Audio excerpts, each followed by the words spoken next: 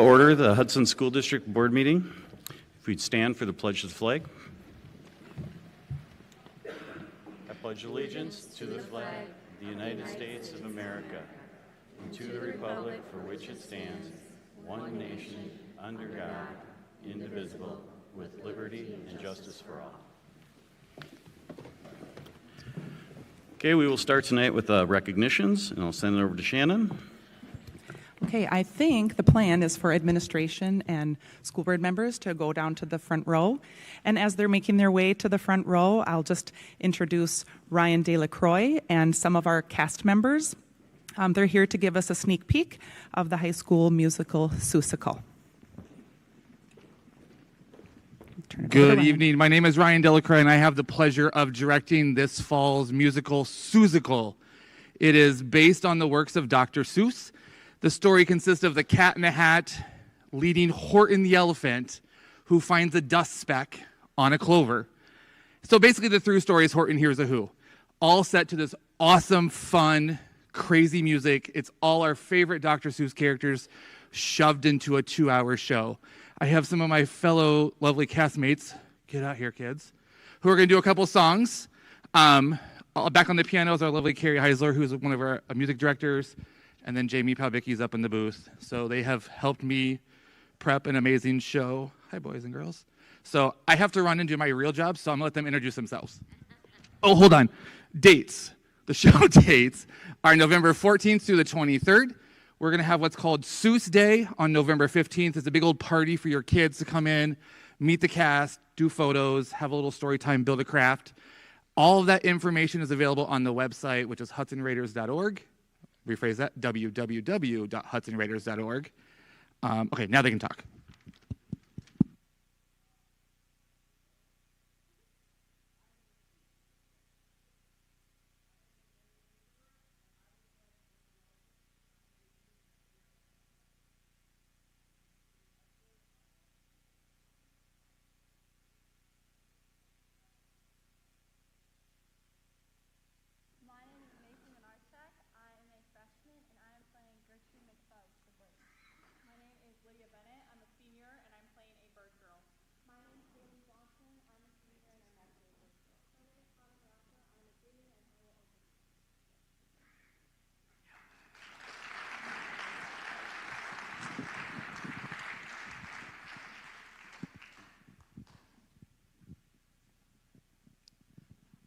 I'll be starting off today, and I will be singing How Lucky You Are, which is a solo that I have in the musical. When the news is all bad, when you're sour and blue, when you start to get mad, you should do what I do.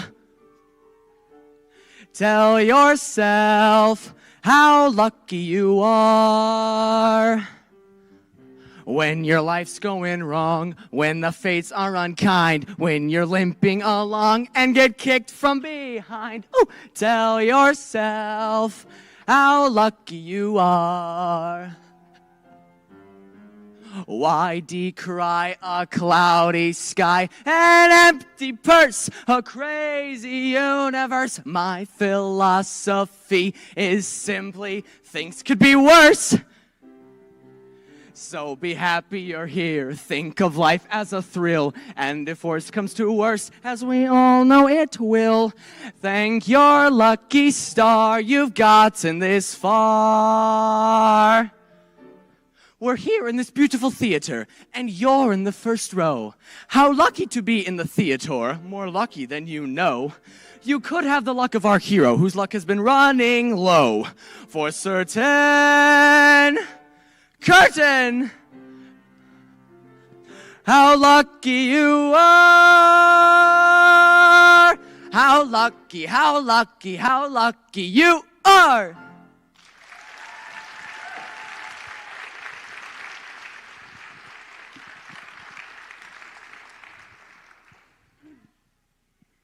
This next one is Notice Me, Horton. This is a part of the show where Horton has lost the Who's on their clover in a patch of 100 clovers. And so he's trying to look for them, and at the same time... Gertrude is desperately begging for Horton to finally see her.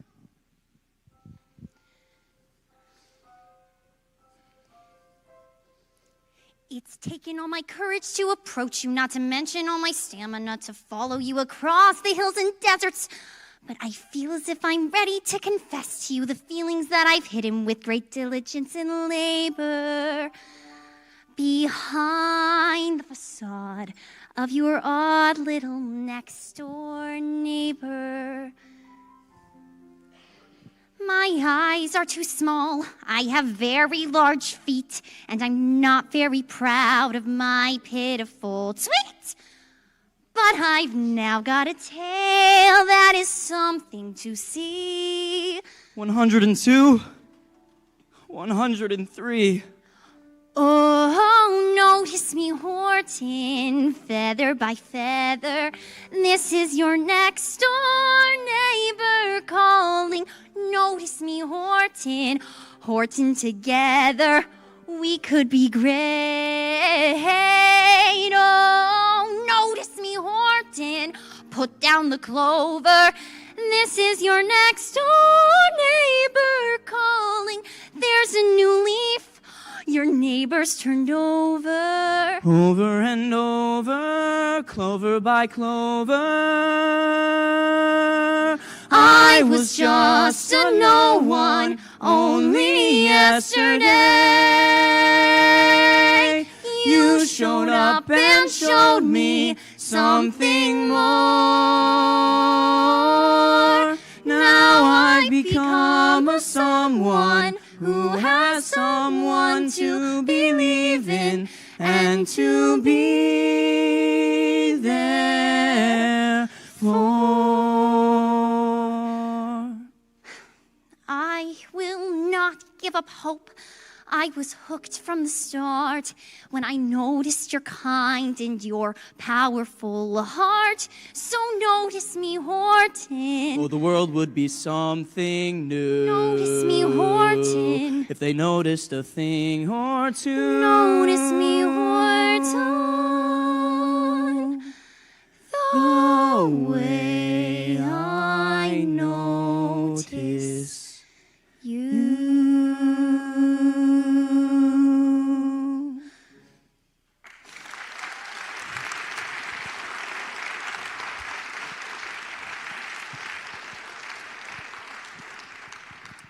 This next one is titled Amazing Maisie, and it is sung by Gertrude's role model, and she's kind of bragging about how great she is, and it's awesome.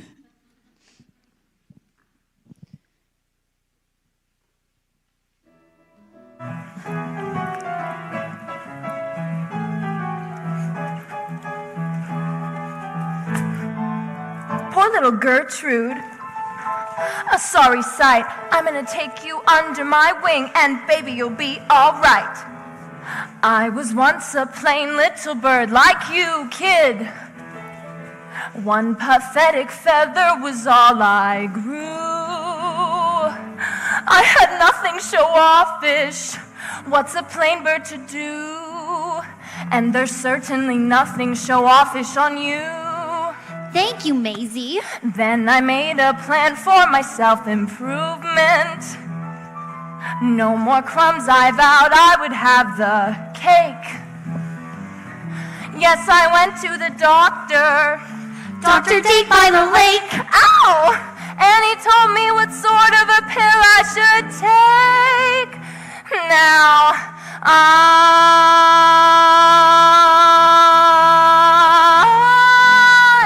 amazing, Maisie, as feathered can be now. Amazing, Maisie, it was all for sale. Amazing, Maisie, the birds are all whistling at me now.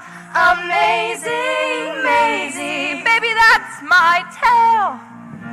High or low, Gee, it's fabulous. watch her go. Gee, I'm envious. To and fro, Maisie's fabulous tale. I wish I had one like it. Left and right, Best I've ever seen. day or night. Kids, you're turning green. What a sight, Maisie's fabulous tale.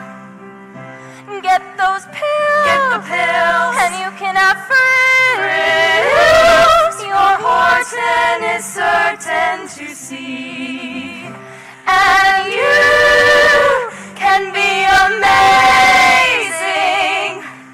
almost as amazing as me.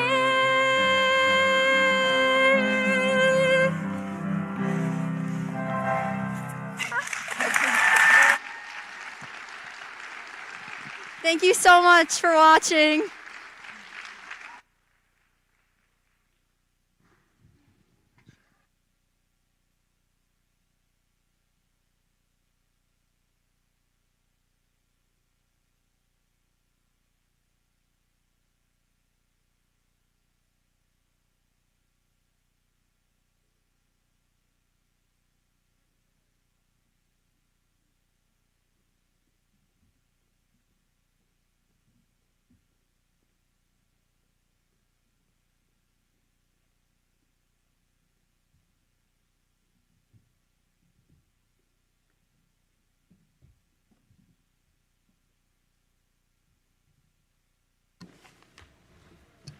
That was excellent. I'll open it up if any board members want to comment on it. Mr. President, Yes, Molly?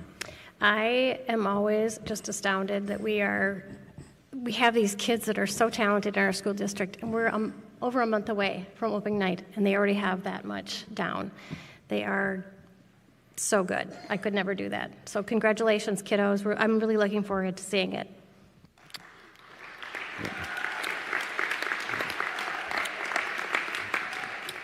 Megan? I just also wanted to thank the staff who work with our young high schoolers, our kids all the way through to develop that love of theater, the arts, music. I mean, it's an incredible program our district has, and I love that we get to showcase their talent, and I cannot wait to see it, and that there's going to be costumes and pictures with the children. I'm putting it on my calendar as soon as this meeting's over. Mr. President? Yes, Brian? I feel obliged to point out that I'm an alumni of Swing Choir, Hudson High School, 1996 through 1998. And I have to say, we could not touch that. That was just absolutely incredible. As Megan said, the program here is just, it's like professional. They're amazing. Mr. President, Yes, I'd Kate. like to make a motion that maybe he joins the cast next time. I'll second that motion. Can we third it? Thank you. Thank you, everyone. Moving on to citizens' requests to speak on non-agenda items. We only have one that's not school-related, closure-related, so that's Julie Baker.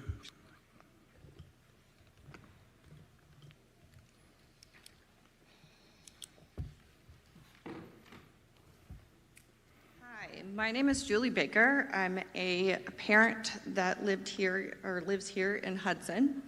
I am coming to the school board as well as all the parents that are gathered here to talk about a subject that no parent wants to stand in front of you and talk about. My child was sexually abused by a Hudson, Wisconsin coach. This is his mugshot. He was the freshman coach for Hudson High School.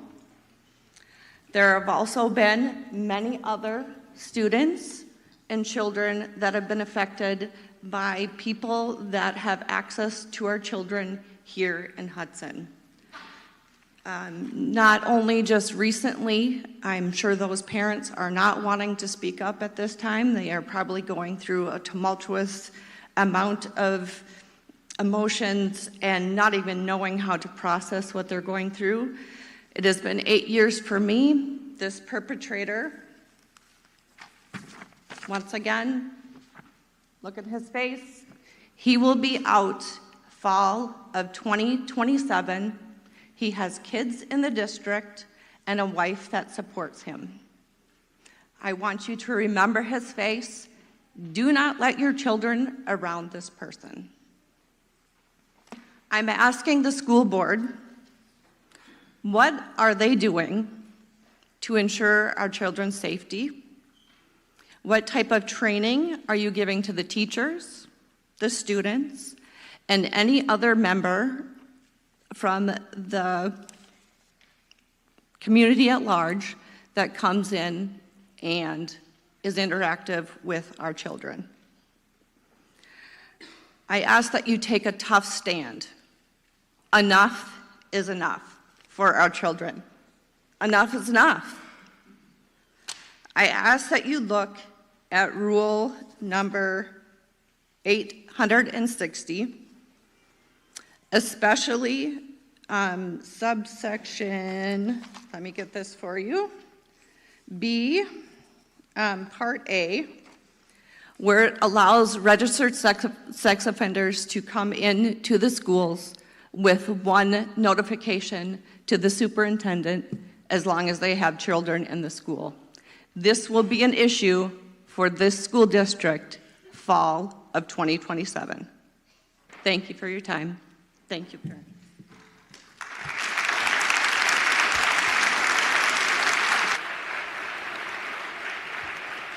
Okay.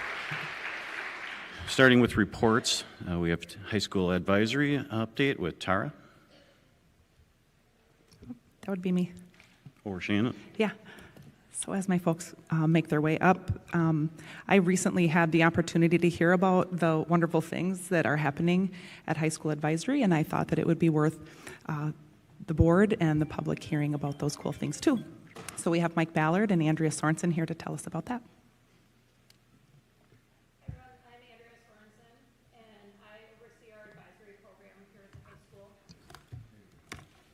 We'll start again. Okay. I'm Andrea Sorensen, so I oversee our advisory program here at the high school. Our big goal is for students to be connected to a trusted adult, so hopefully from their freshman year through their senior year. So they get to follow with that teacher for the 4 years. We have several pictures today when I asked staff to share. They were super excited. Also, thank you to community members. I think at the high school level, parents don't know how to really help out. We don't have like a PTA. So here's a fun Friday. Kim Banky wanted to shout out the Yeager family. They often provide a free breakfast for our kids on Fridays, part of just that bonded getting together and just keeping that relationship going and a trusted adult here. So that is our big goal. On the next slide, we have just a little bit more of what our purpose or our vision is just that all students have a consistent person for them to go to help with scheduling, their trusted adults, and then we have that advisory time built into our schedule. It's every day for a half an hour, and then we also use that as a support time for students too if they need to meet with Mr. Delacroix for the musical, if they need to check in for clubs and activities, or if they just need some reteach in science or math. But just again, making sure that kids have that home base and a consistent place for them while they're here at the high school. Some other cool things that our advisory teachers do on the left, Ms. Spinbauer, they had just kind of a mix-it-up bowl. They all brought in different candy and had a good sugar rush. I have door 4 in the morning and every Friday too. There's a lot of nice snacks and food, so thank you to everybody who contributes. And then Ms. Holum, her advisory, you can see on the right, they do a yearly blanket project where they make items and then they work with our social worker and then they donate those to different groups in the community. So it's also a giving back and when there's different activities that we can just help out to bridge that with our school. A schedule is on the next slide just for parents if they're hearing at home. On Mondays, it's that check-in with that teacher. They could either do academic checks. If they see a student just needs an extra connection, there's some lessons, like today there was about our blood drive that's coming up, so just information for students, who they can connect with, different videos. And then Tuesday, Wednesdays, and Thursdays, we have what's called Raider Time. You often hear Vakava or Bakava, as we call it, but kids get signed up and then they can go get that if they missed a test, if they have a test coming up and they want to study, those clubs and activities meet on Wednesdays. And then Friday is just a big fun fest. And if you have a high school kid, you will probably get a request for candy for the trick-or-treat parties coming up in a couple weeks too, because high schoolers still like to trick-or-treat. So, and then the last slide, just a few more pictures of just things too to help with school community. On the left, this is Miss Hence's class, and they have their pet parade, but they each brought in like a pet, so they get to know different classmates as well. So not only that teacher that they have, but just their peers. And then on the right, just decorating the school, Raider Pride. We have different themes, different contests throughout the year too with their advisories. Just a lot of team building and relationship building for the high schoolers. That's what we have. Any questions or wonderings? Molly? I want to say, I'm so glad that there seems to be a schedule, there seems to be, substance and goals and things that you're working towards in community, because I think it could kind of fallen to the wayside before you were here, Mr. Ballard. And I think that having that home base and those kids that they're with is so important, and that trusted adult as well. So I appreciate this, all the effort you guys have put into this. Kate? I too think that it's amazing to think that our kids could have a trusted adult that they could go to if needed for any number of things. My question is, how do we quantify how that's working for each student? Do they do a survey or, because I have heard mixed reviews sometimes. So I just want it to be the best it can be. Yeah, so I can speak to that a little bit. So we set our goals at our high school a couple of years ago based on the level of connectedness that the students were feeling at our school, right? So about 2 years ago, we picked 8 select questions from a survey, and we came up with an average score. We said, you know what, next year we're going to increase that by at least 20%. We wanted to see significant gain. And so Mrs. Sorensen does a wonderful job of leading the advisory and working with different levels. So our advisors are by grade level, right? And so on Mondays, for example, we will have different lessons based on whether the advisors are working with freshmen, sophomores, juniors, or seniors. And she became much more purposeful with the connectedness part of advisory, with the goal that every student here has at least one adult that they feel like they can connect with. And so last year, when we looked at the exact same questions, the same survey questions, we far exceeded our goal in terms of our students feeling connected to the school. So that was the only, what I would call, objective data to suggest that kids are feeling more what we would refer to as a collective rater at our high school. Then at least we're trending in that right direction, right? And it's work like this that we try to instill.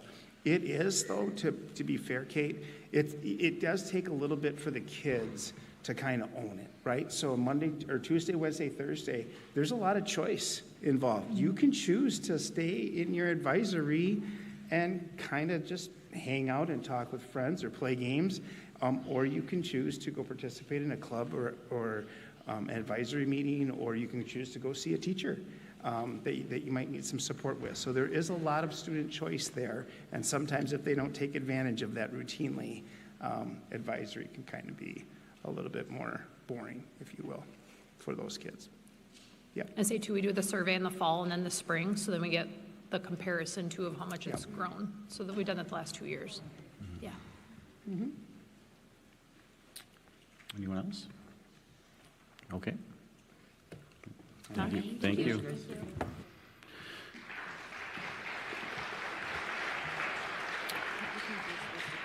Next up is the enrollment update with Andrea.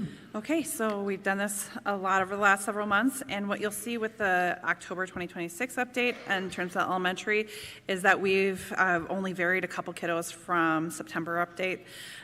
We continue to update the information in terms of the over and under class size guidelines, and you can see we have 2 that are a little above our class size guidelines, but a lot of green that's below. But again, we're at 1935, and I believe in September we were 1936 or 7, so consistent with that. High school, middle school, a little bit more variation, just a few more kids between the 9/29 date and the October 10th date.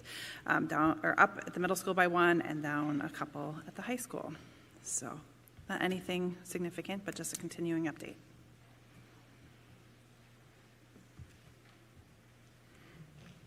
Okay, any questions? Nick, you want to? Yeah, I think I had some questions from board members. They asked kind of how our enrollment has been doing and how does it compare to other districts in the area. So I did some checking just to kind of see where we are. And we did talk about the fact that Hudson we're down 147 students this year, which is, roughly about 2.87% of our student population. But I checked around to see, is this kind of an anomaly for us or where we're at? Somerset is down 14 students out of their, which is roughly about 1% of their population. New Richmond is down 32 students this year, which is down about almost 1%.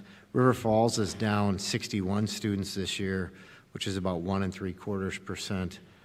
St. Croix Central is down 24 students this year, which is down about 1.25%. Baldwin, Woodville is down about 21 students this year, which is again about 1.25% for them. Ellsworth is down 47 students this year, which is about almost 3% of their student population. Prescott is down 37 students this year, which is about 3.25% of their population. Chippewa Falls, just another Big River Conference school, is down 110 students, which is about 2.4% of their student population. Menominee is down about 40 students, which is about 1.25% of their population. And I don't have confirmed with Eau Claire, but I think the last time I talked to them, they were down somewhere around 100, which would be right around probably 1% of their population. So the declining enrollment is real. It's not unique to Hudson. Kind of what you're starting to see in the class sizes and things like that. As I talk to other superintendents in the area, they're experiencing similar things that we're starting to experience, which is the decline in enrollment pieces. Even in areas that are showing tremendous housing growth, New Richmond, Somerset, places like that are still seeing that decline in student enrollment. So just wanted to bring that up because I think some people had asked me about it at one point, and so I thought I would try to see what I could find in talking with the other area superintendents. So, any questions? Dr. Willett, I just want to thank you for crunching those numbers and getting us the percentages this morning, because I know it was a busy day. So I really think that it gives us a context about what's happening here demographically in our area in terms of K-12 enrollment. And it's not that I want other districts to be in the declining enrollment club with us, but at the same time, it does really help us understand that this is a larger issue and it's not a Hudson issue. I would agree with Megan, since we've had the recent St. Croix Economic Development housing study, and there were some concerns that the data wasn't up to date or wasn't relevant for that reason. This is real-time data from our neighboring districts, and some of them obviously in St. Croix. So I just think it is important to note that. Any other questions? What is the source of the? No, we're not answering questions brought up from the crowd. That's not how this works. If there are no other questions, we'll move on to topics for discussion and possible action, and the approval of September 8th regular meeting minutes and September 29th special meeting minutes. Somebody wants to? Mr. President, Yes, I make a motion to approve the September 8th regular meeting minutes and September 29th special meeting minutes. Okay, do I have a second? Second. Second from Brian. All those in favor say aye. Aye. Aye. All those opposed say nay. Hearing none, that passes. We need the consent agenda motion. Mr. President? Yes, ma'am. Following up on that, I would like to make a motion to approve the consent items and that the Chief Financial and Operations Officer be authorized to pay bills in the amount of $1,086,464.99. Do we have a second? Okay. All those in favor say aye. Aye. All those opposed say nay. Hearing none, that passes. Okay, so moving on to the high school course proposal, and that is Shannon. Yeah, so if you remember 2 weeks ago, we had 2 staff members from the high school came to talk about 2 new course proposals that they would like approved. And just as a reminder, the first one was Unified Physical Education, where general education students would collaborate with their special education peers to promote teamwork, mutual respect, and social inclusion. The second one was Video Production and Hudson Radar Programming Network 2, and those would include units that further students' experience in video editing and broadcasting, like advanced video production techniques and lighting and video editing techniques, and production leadership. Okay. Thank you. Are there any questions? Okay. Do I have a motion? Mr. President? Yes. I'd like to make a motion to approve the early college, I'm sorry, I'm in the wrong spot here. To approve the high school proposal for the Unified Physical Education, Video Production, and HRPN News 2. Second. Second for Megan. All those in favor, say aye. Aye. All those opposed, say nay. Hearing none, that passes and moves forward. Okay. Now we have Moments That Matter, the Raider Way proposal from Andrea. Yes, and so I'm excited to talk about this tonight. As you guys know, we've done the Cheers for Peers program for the past 5 or so years, recognizing our staff where colleagues nominate each other for this award, and then it's recognized and celebrated by the board. And it's been a great program. However, we feel like there needs to be a little pivot this year. And so what we really were going for is a deeper level of storytelling about all the amazing things that are going on in our district. And so our proposal tonight is Moments That Matter, the Raider Way.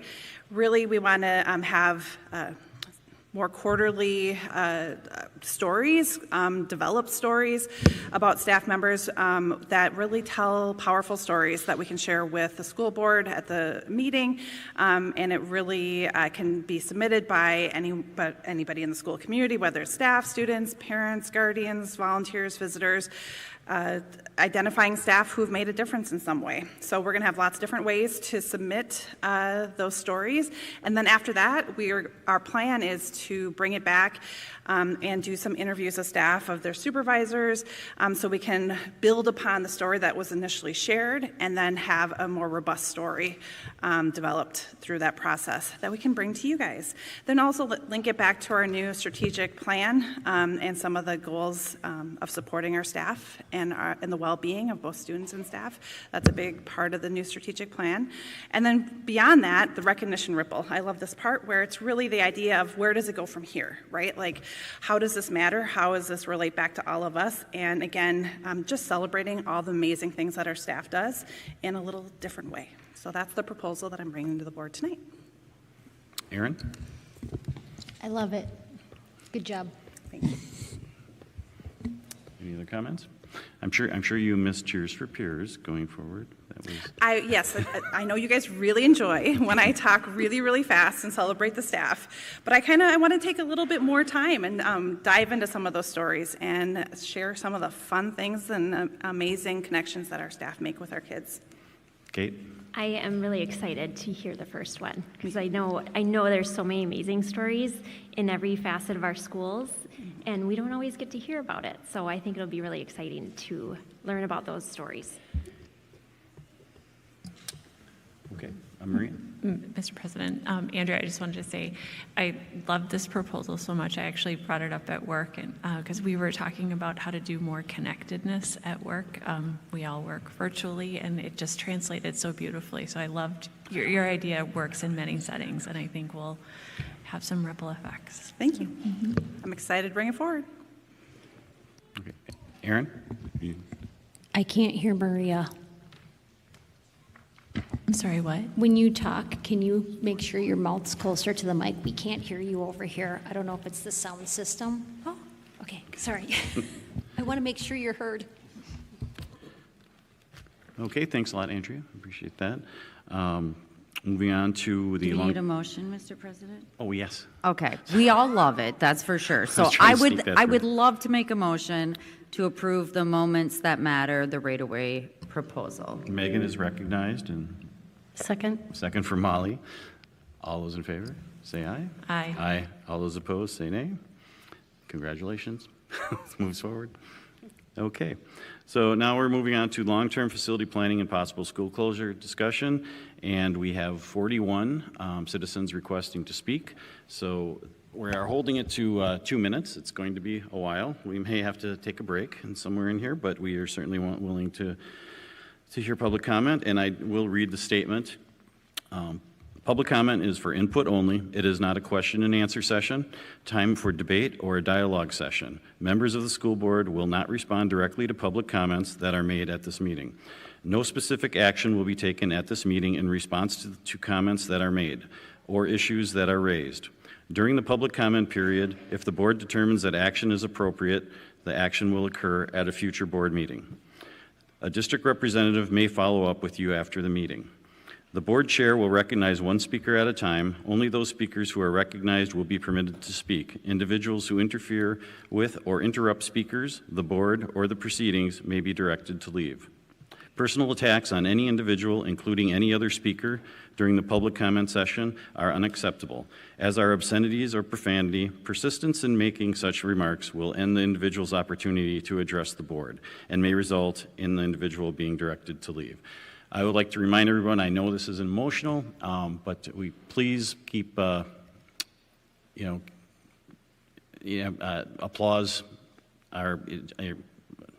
just keep the applause down, keep any jeers down. We want to be respectful to everyone. So, starting off, Kathy Roberts.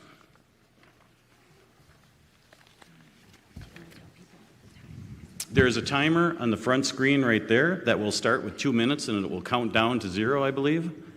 Bob, can we maybe And let then the a hook next two comes out, people right? know who are going to speak so Excuse they're me? ready? Can we maybe let the next two people know that are going to speak so they can be Sure. ready? Thank you. Next up after Kathy will be Jasa, I won't even try the last name, and Jeannie Castro. Okay? Okay, so my name is Kathy Roberts. I've lived in this district for 59 years. I was not born and raised here, but I have 4 kids. They all went through the Hudson school system. I taught at North Hudson when it was a little school, and I also taught at Willow River. And I will say that I am here on behalf of Willow River.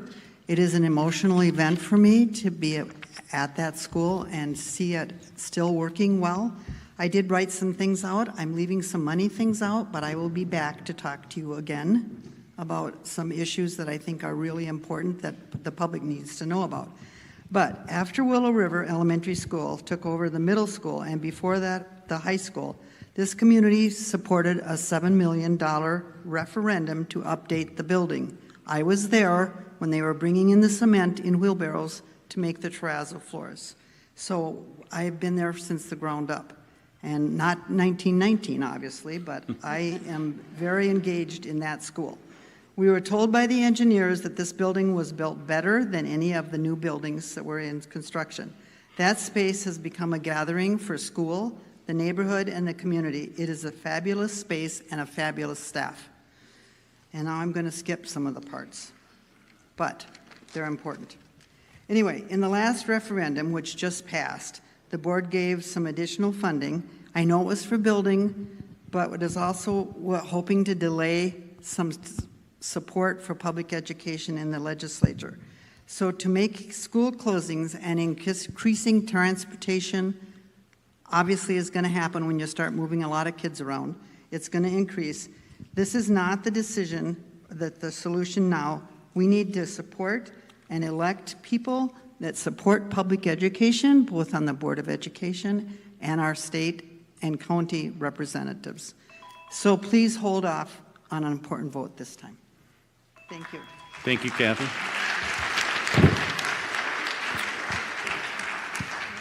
Jasa is next.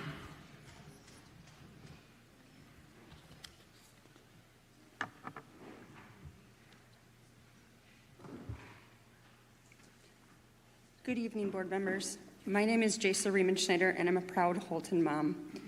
Standing with me is Ellie, a Willow mom. Tonight we stand together as Holton. I'm sorry. Tonight we stand together not as Holton or Willow parents, but as Hudson Parents United for the school and for the future of our children. A few weeks ago, I sent the board a proposal to create a community revenue and partnership committee, which with the community's input, we've named it the Raiders Impact and Innovation Committee.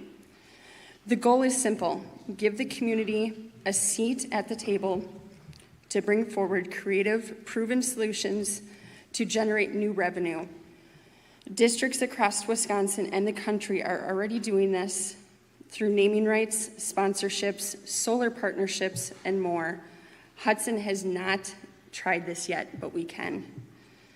Ellie reached out after seeing my letter online with excellent resources and ideas.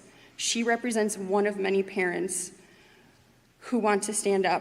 The truth is, Holton and Willow families are working together, pooling creativity, and showing the community can work together on this solution. I am also standing here to say that I am willing to help pioneer this committee. I have the motivation, the expertise, and a strong background in sales and business development. I know how to build partnerships, raise funds, and deliver results, and I am ready to do that for Hudson. This is not about delaying the inevitable. It's about doing due diligence. Before closing the schools, let's first exhaust every option to strengthen the revenue. Thank you. Thank you.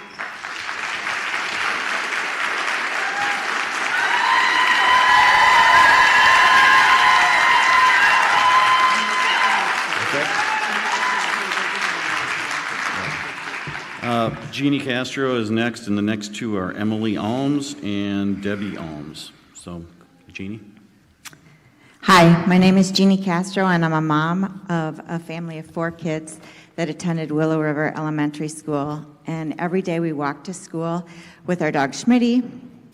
I've also been a volunteer at that school since my daughter was in kindergarten. I remember standing in front of the class with sweat dripping down my back, teaching art adventure. I also volunteered for my son's class, and he's the 4th one of the 4 kids. He just graduated a year ago in May, and here's his graduating class from Willow. I remember when I volunteered in August class, Eleanor, one of his classmates, we did an art project, and she volunteered to clean up. She had a new dress on, and by the time she had finished the project, she looked fine, but she volunteered to clean up. And she said after she cleaned up and her dress looked like it was tie-dyed, I think that was the wrong choice.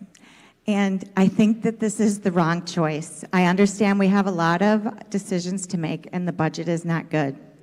But our community at Willow River and in Hudson with these small community schools is so golden.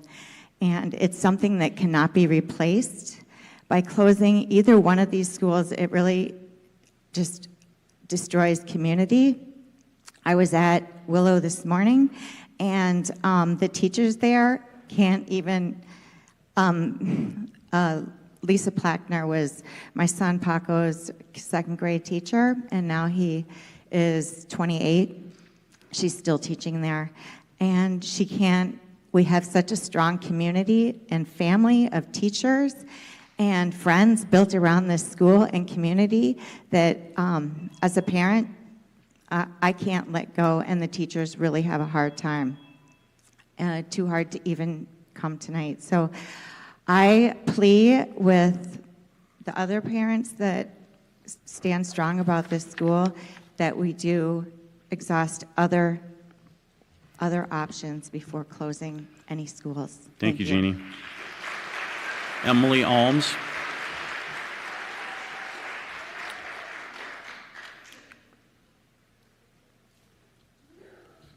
Emily.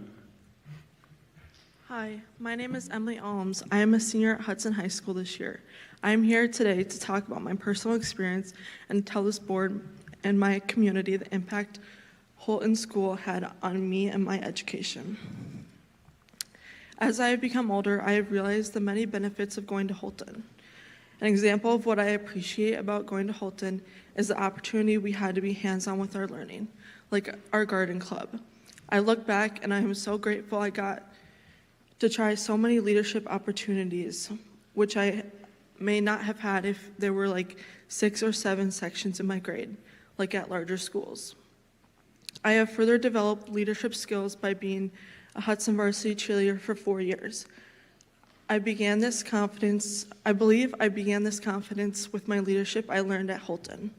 Another thing I have noticed and appreciated about Holton community is the amount of Holton alumni that continue to come back and support this school in our community. As I will be graduating this year, I hope you take into consideration the effect of closing a school will have to kids, family, alumni, and the community as a whole. I would like to see the opportunities continue for the kids in my neighborhood. Holton Elementary is more than just numbers to me and so many more. Thank you.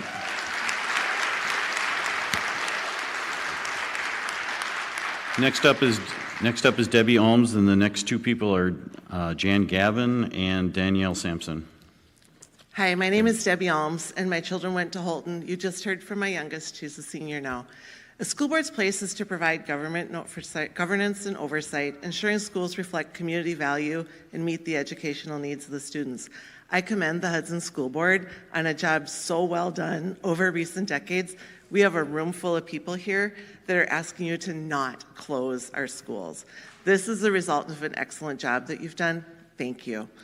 We could be in a very different position, and I'm thankful that we're not, that people aren't supporting the schools. And it's not that we don't understand the very real challenge of declining enrollment and state funding. However, we urge you to consider the long-term consequences of this action on both our children and our community. Holton is leading in the district, county, and state with educational success. Clearly, we've met the needs of the students, and it also has low operating costs according to the data that's on the district website. But unfortunately, the goal of reflecting community values, I'm seeing a big divide in our community. We have Holton versus Willow, the community versus the school board. And that doesn't reflect the community that we want or that we've built up to this point. The history and traditions of the Hudson Community Schools, such as the Holton Bazaar, bring alumni back year after year because they're proud to have been part of this history. I ask that you take a step back instead of ripping off the Band-Aid and reevaluate the data that's been potentially incorrect. There's so much out there, it's hard to keep track of. But work with our community to carefully explore other options besides the 4 on the table, ones that could help us keep our schools open and solve the budget concerns. With all the creative ideas that are being brought up from the community, we ask for time and the opportunity to collaborate on alternatives, because once the doors close, the impact in our community could be irreversible, moving us to a greater divide instead of the close-knit communities that we have and clearly want to maintain. Thank you. Thank you.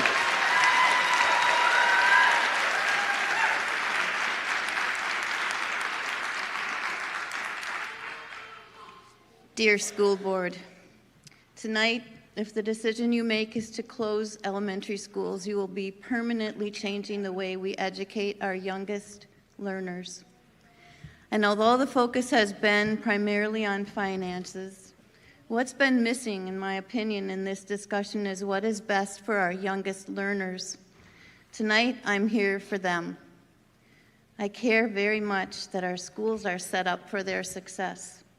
Neighborhood schools foster a sense of community and belonging that centralized schools cannot equal.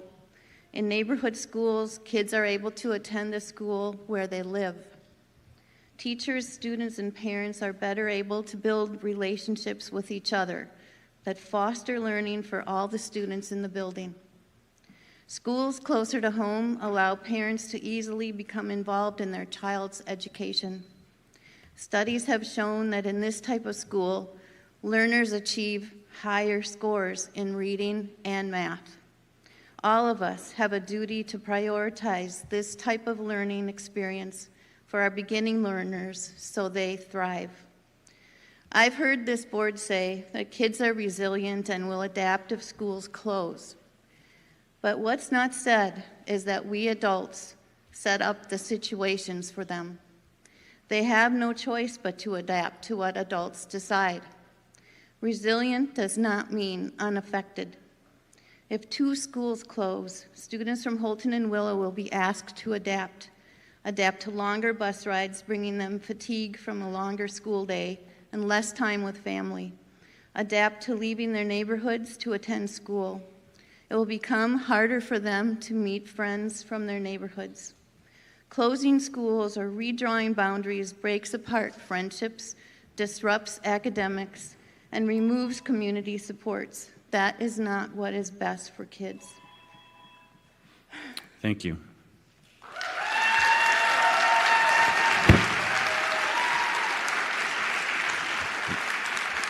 The next 2 up will be Kelly Tepper-Smith and Cody Clifton. Go ahead, Daniel. As an alumni of Holton and a graduate of Hudson High School,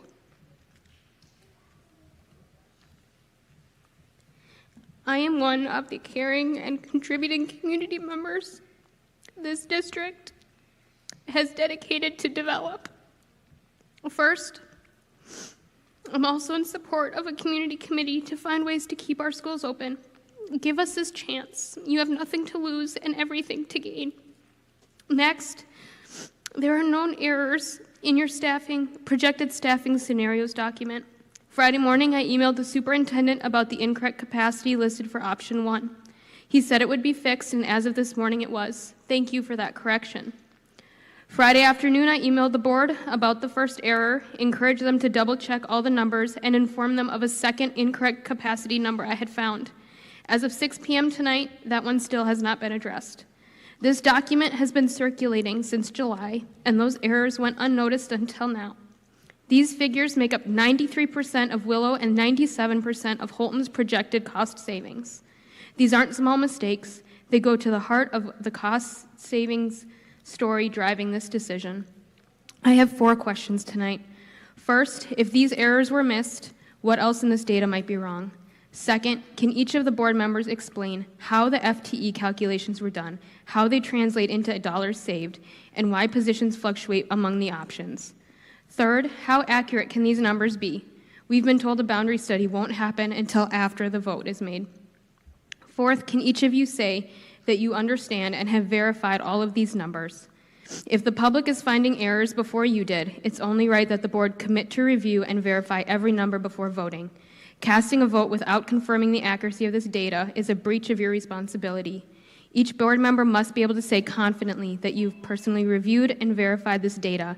You owe it to yourselves, the community you represent, our amazing staff, the amazing staff of our district, and our students. Thank you.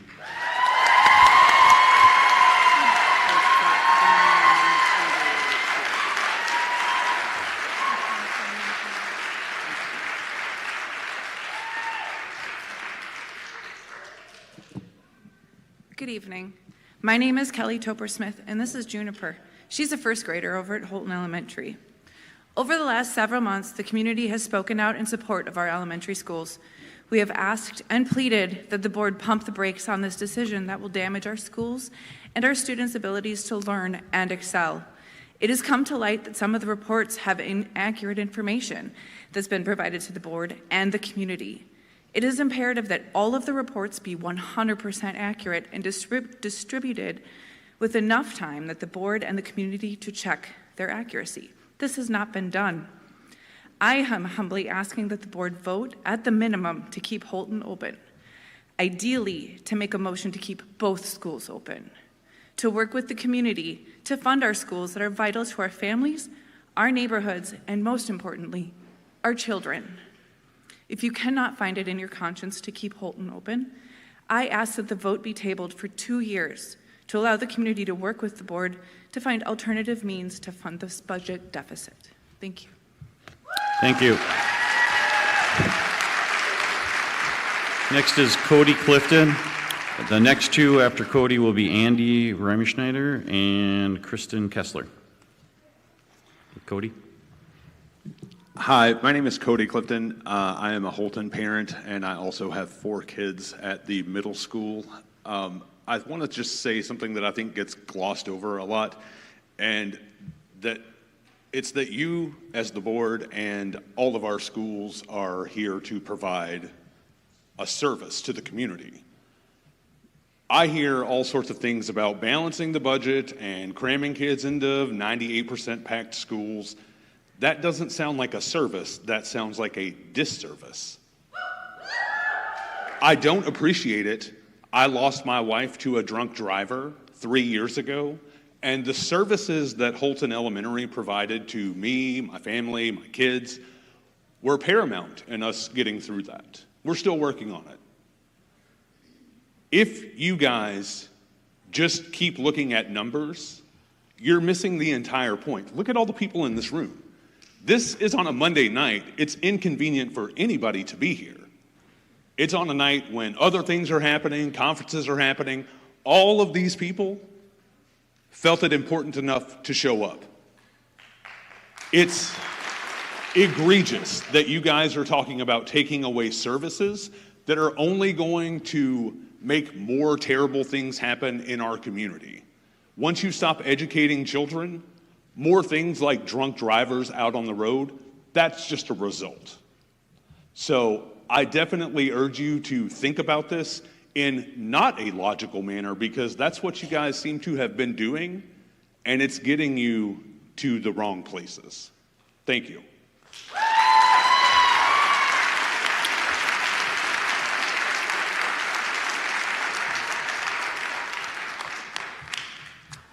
Hello, I'm Andy Riemann-Schneider. I just wanted to read a few emails to you guys that I've received from some of the owners of the local building companies locally. We've talked a lot about building numbers, new construction numbers. These are directly from the owners of the companies. One of them is from a representative. So I have one here from Jen Holland. She's the owner and chief operating officer of Avant Homes. She just said, and I just asked about their new construction, current in process and projected in the next 1 year. So Jen says we currently have 18 lots and homes under construction in the Hudson and Holton St. Joseph area. We anticipate at least 15 to 20 additional homes in the area next year as well. We're trying to buy up as much land as we can as soon as it goes on the market, and especially in the Hudson area. We receive a lot of calls from clients that want to live in the Hudson School District specifically. The majority of these clients are moving here from Minnesota. A lot of families looking to leave the city and move to the country, but they still want to be close by. The next one is from Nick Hackworthy, president and CEO of Creative Homes. So he says that Cantor Crossing, that's up by the current Heritage Greens. They have 20 homes going in there. Windmill Hollow, that's off Tower Road. They have projected 174 homes across various housing types. Kinney Farmstead off of Badlands Road is going to have 70 plus homes. And then he also said D.R. Horton has a large parcel of property under contract next to the elementary school off of County Road F, which is Rivercrest. So that's from Nick. And then also one of his project managers, Chris Wilcox, actually VP of Operations, he confirmed the St. Croix Crossings neighborhood right in Holton off of 35 has 34 lots. 10 of them are available now in the first phase. 4 of them have lot holds already, 1 model's going in, and 1 lot is already sold. And then lastly, I do have Derek Bradagerd, sales rep for Hartman Homes. They have 6 under construction in Hudson and 6 more into the design phase for next year. New construction is coming. People are moving here. Your report shows past from 2022 and before. This is as best as we can do to look in the future. Builders are buying land and building. Thank you, Andy.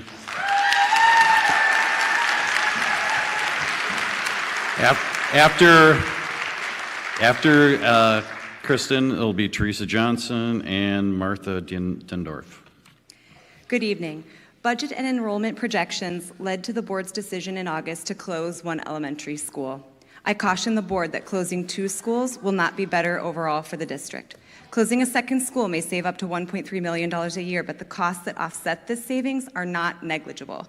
There's a loss of $200,000 from currently open enrolled students who leave the district. You estimated an estimate of an increase in busing costs of $140,000 to $280,000 a year.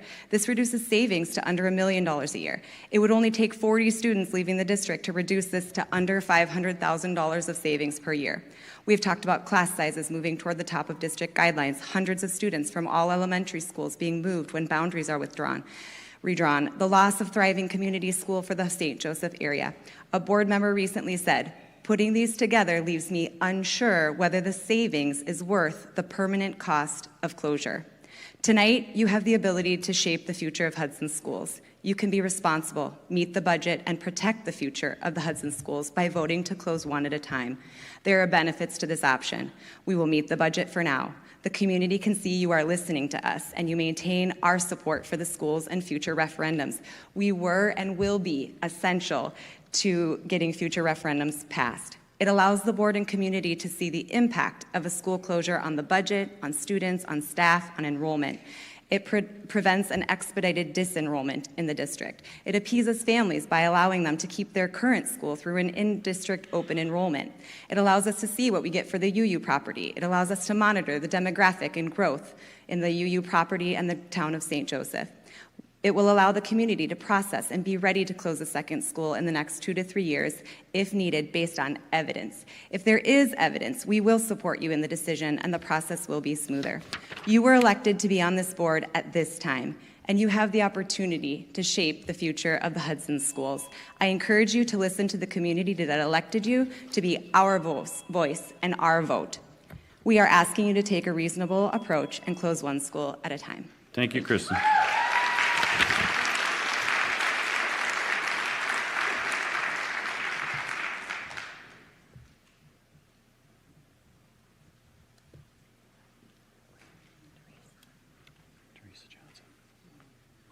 My name is Teresa Johnson. I am the chair for the town of St. Joseph. You received a letter. You received a letter from us, and you also received an email from me personally regarding this situation. And I would say you received more than one letter. But I thank you for this opportunity. I thank you for the opportunity to be able to speak to you tonight. We on the board understand that Holton is the best school. It is the best school. It has the highest scores. It's just a #1 school, and it has had steady enrollment.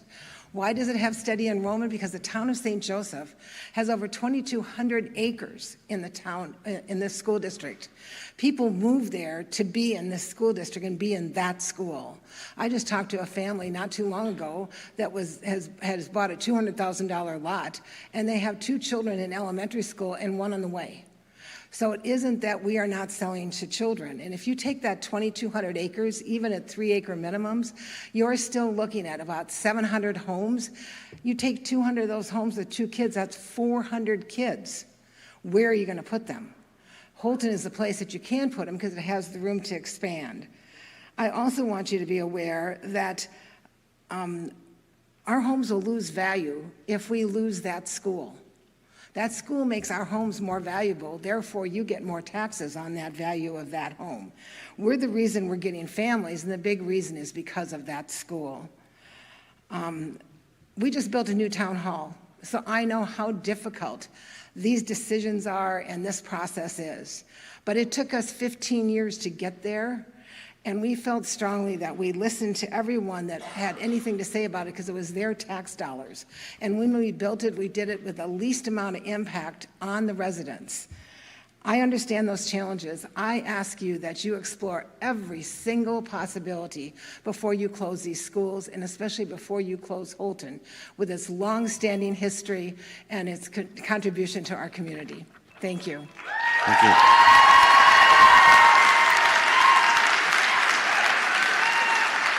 After Martha, it will be Ashley Kurtz and Colin Marnock. Hi, I'm Martha Dindorf, and I'm a parent of 3 Willow River students. I'm here tonight with a number of concerns, all pointing me to ask you one main question. Are you confident that closing schools is the right choice at this time? First, what is the long-term plan? Closing Willow and Holton will not, on its own, solve the budget problem. If schools are closed, I worry there will be a great distrust of the board, and it will be very difficult to pass referendums in the future. Second, many questions remain unanswered as to how the remaining schools will operate. For example, will there be enough gym or cafeteria space? Or how will cuts to things like speech and reading specialists work when we have the same number of students qualifying for these services? I understand that it's not feasible to create a detailed plan for each of the options, but there are so few details here. A business would never make a decision this significant without understanding the operational impacts, and neither should we. That said, schools are not businesses, children are not numbers, and we must consider more than just the spreadsheets. Right now we have 6 great elementary schools, each with its own unique culture. If we close schools, shuffle teachers and students around, we will not lose just 2 amazing schools, we will also radically change the remaining 4 schools. Before I'm out of time, I must take a moment to talk about Willow. There's a feeling you get almost as soon as you walk in the door of Willow, like you have been welcomed into a family that is accepting and vibrant. The principal, staff, and teachers are amazing individually, but together they are truly something special.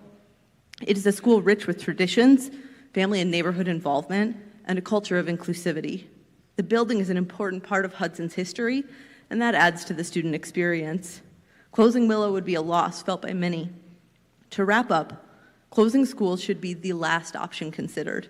If you have any doubts, I urge you to put on the brakes. Explore every possible solution to this budget problem while we still have the finances to do so. That way, if and when you must close schools, you can do so with the trust of the community. Thank you.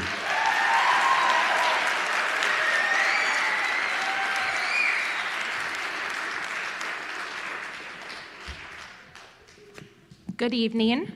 My name is Ashley Kurtz. I am a mom of 5 young children. My oldest, Joni, here is at Holton Elementary. We toured many schools and thought we would pursue private school, but joyfully landed on Holton Elementary.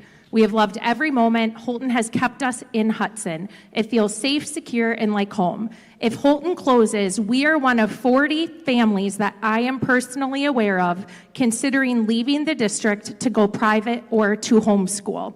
While I understand tough decisions, I am off-put by this process, some of the outdated data points, and lack of intent in trying to explore creative solutions and long-term planning. I run an organization that is used to making tough decisions, but it always feels better knowing we tried. I offered to help and others have offered to help. We hope that you accept it. If you close Houghton, it will be a huge loss. Our teachers, staff, and community deserve better. If this is the forethought going into closing schools, I truly worry about the thought of safety protocols in place to keep our children safe at these maxed out capacity school environments. Your plans will include larger class sizes and less oversight. The district will lose a safe and secure school in Holton. I also would like to provide an example that I thought of back here. Much like you, I face tough decisions. I run a dog rescue organization where we often have to consider euthanasia for behavioral or medical needs. I was thinking it through and I was like, you know, Coco's heart takes great pride in knowing we have tried what we can before making those decisions, and I would like to counter this decision with that. I would like you to try what you can to take advantage of these incredible offers to support our school in doing our very best before making the tough decision to close. It would feel a lot better to all of us if there was more intentional thought into these creative solutions. Thank you. Thank you.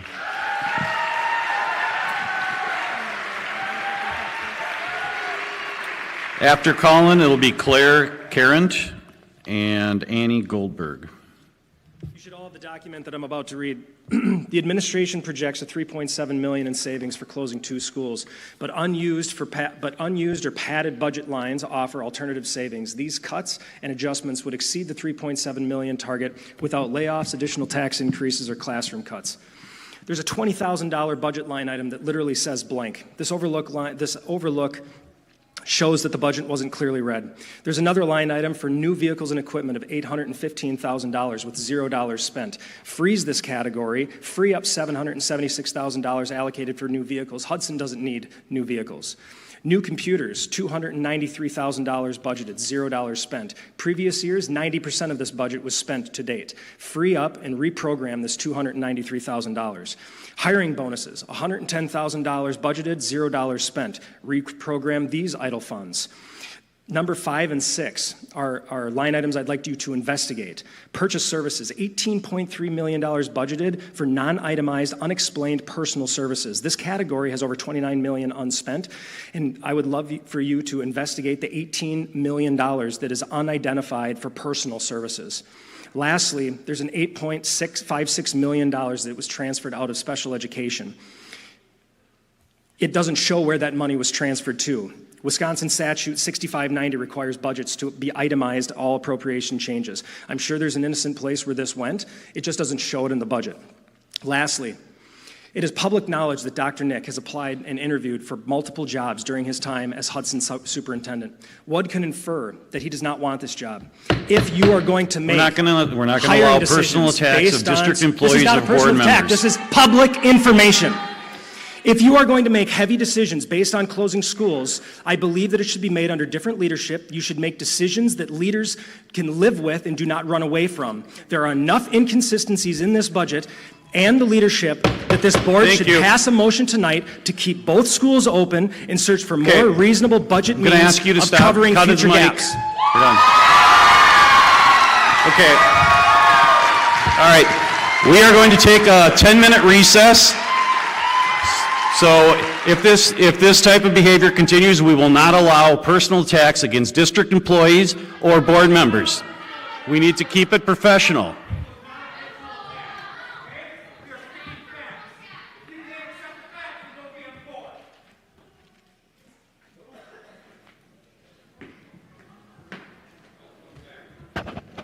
I'm going to ask one more comment from you, and you're going to be asked to leave.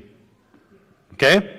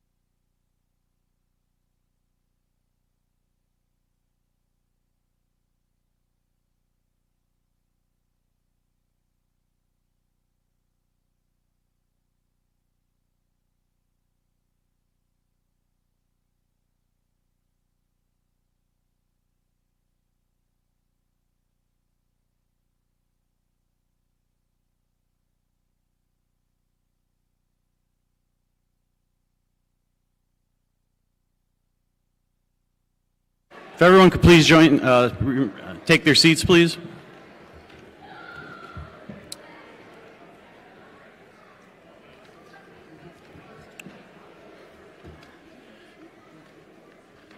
And I'd just like to say that we will not tolerate yelling out from the crowd. We want to keep things professional and respectful. You guys have been great as far as trying to stay to the 2 minutes. We appreciate that. But if this continues, we will have to cut off public comment, period. So please be respectful. And I believe you were coming, was it Colin? No, Claire, sorry.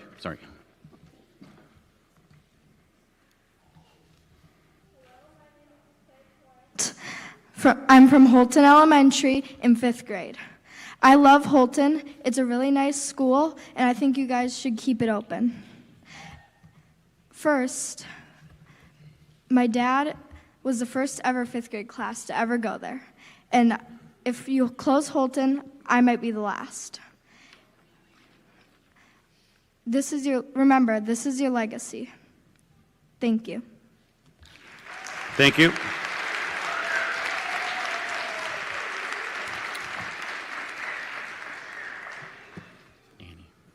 Hi, thanks for letting us all talk tonight. So I'm just going to, out the bat, I really hope that tonight you just choose to close at just one elementary school. And part of the reason for that is I really think the discussion tonight should center around, this may be controversial, ending our 4K partnerships with private institutions. I understand that when 4K was first mandated by the state, we didn't have space in our elementary schools. We've been told time and time again that we have space and lots of it. I think if we just close one elementary school or none, if you're feeling really generous, then we could take all of our 4K and put them into the remaining elementary schools.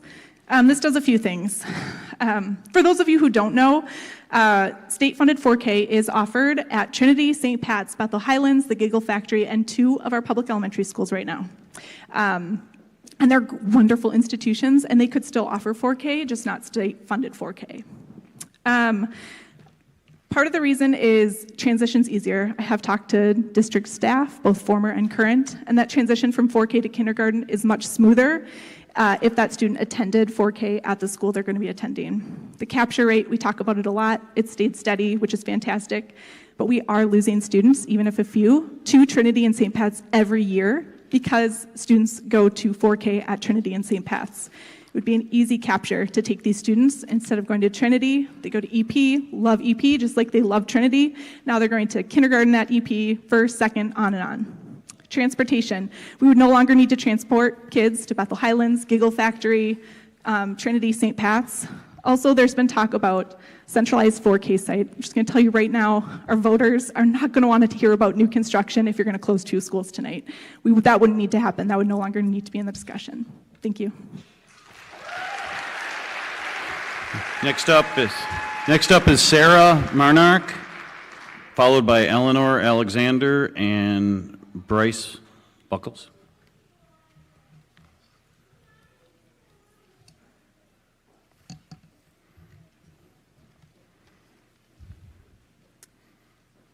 Hello, my name is Sarah Marnock, and I'm a Holton mom. I want to start out by saying that Willow and Holton parents do not feel poorly or bearish about the other elementary schools in the district. We are simply here to speak up for our kids and the community as a whole. Several of you ran for the board on a platform to save the schools. Under that notion, you were elected to join as critical and creative problem solvers to help find alternatives to closing our community schools, instead of blindly following pre-existing pathways to solutions. It feels like there's been a lack of follow-through on the principles for which you ran. A board member mentioned in a recent Star Observer article that we are all neighbors, and we still have to be neighbors after this vote, even if the outcome isn't what we hope for. And you could not be more correct. We are neighbors, and neighbors are individuals who work together. Instead, we're in a position where we're pitted against one another, Holton versus Willow. Currently, it feels like the board is working with the administration in a vacuum. We should be working together as neighbors with our elected officials to reach a solution that is more representative of this community. All of you are elected to make decisions that represent the voice and the values of the people in the community, and the community clearly does not want to close schools. Once this decision is made, it is irreversible. If you close the schools, you cannot go back. It is permanent. And it is a decision that impacts our entire community, many of whom don't have the slightest clue of how it will impact them. You've lost the trust of this community, but tonight you have an opportunity to rebuild that trust. I implore you to be the individuals that we voted for. Treat us as your neighbors and make a decision tonight that will rebuild the trust and partner with us to find a solution that better aligns with our values. Thank you. Thank you.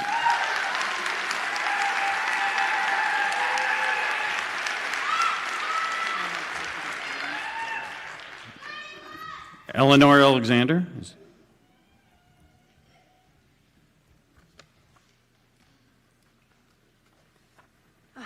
Thank you. I understand that we're facing a double-edged sword tonight. We have low enrollment and shrinking budgets. I don't like it, but from the enrollment perspective, I can understand the rationale for a single closure. At least as enrollment stands today, doesn't mean that I don't think it could change based on new housing, interest rates, housing cycles, or a bunch of other factors. And we should hedge our bets against those things just in case. But as it stands now, enrollment is back to what it was in 2001, back when we had 5 schools, not 6. So even if I don't like that, I understand that. Then there's budget. It's scary to stare down a shortfall in a few years, so I understand that there's an urgency felt to cut costs.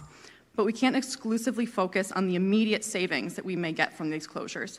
We need to look forward and at least try to anticipate potential fallout. Birth rates in our county are low, so our only hope for stabilizing or growing enrollment is attracting transplants from outside the district. I want to do a quick audience poll. Raise your hand if you moved your family here from outside the district. Okay. If we close one school, the headlines in the cities in western Wisconsin will be things like Hudson Schools makes a difficult decision, closes one school but saves another. It'll be bittersweet, sad, yet responsible. If we close 2 schools, I'm afraid the headlines will be much more damaging. They'll say Hudson schools are in a budget and enrollment crisis. They're in decline. It's so bad that they had to close a third of their elementary schools. For the next 5 to 10 years, every family who considers moving to Hudson, like all the hands you saw out there, will see these headlines, hear that news, and think twice about moving here, or they won't even consider it at all. At the last meeting, I think it was Megan who talked about being scared of a death spiral. I feel that fear that closing 2 schools, especially at the same time, is more likely to put us into that death spiral than to save us from it.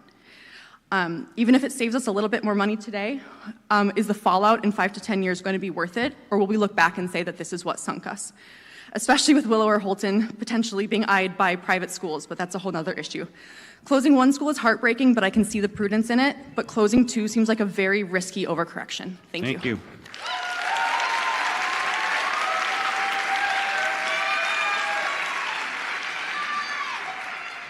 Good evening, board members. Thanks for the opportunity to speak with you tonight. My name is Bryce Buckles. I'm a proud Holton dad.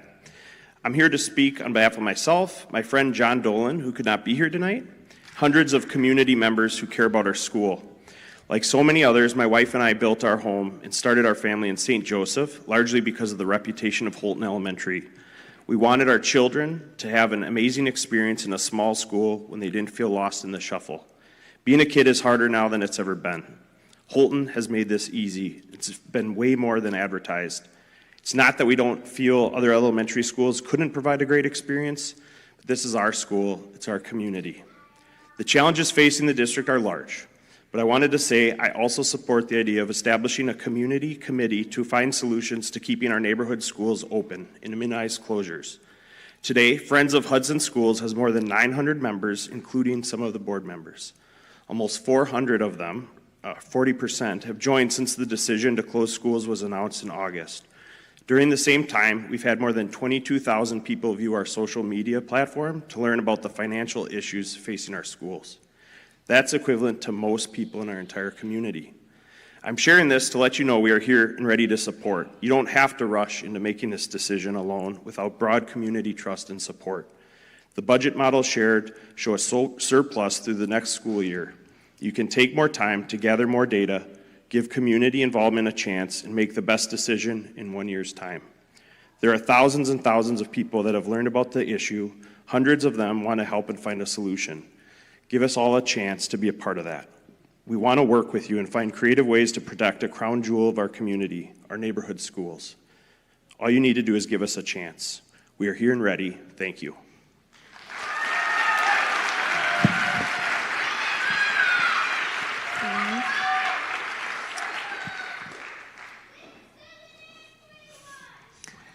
Hi, my name is Mila. I'm a second grader at Hudson Elementary. My school means a lot to me and my sister.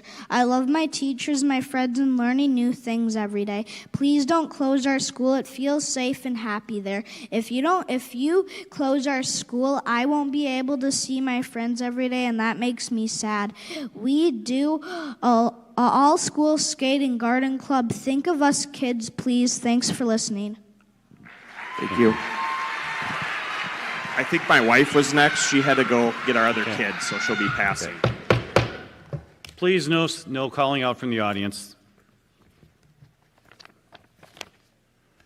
Next is Megan Tracy, followed by Justine Lundgren and Charles Dolan.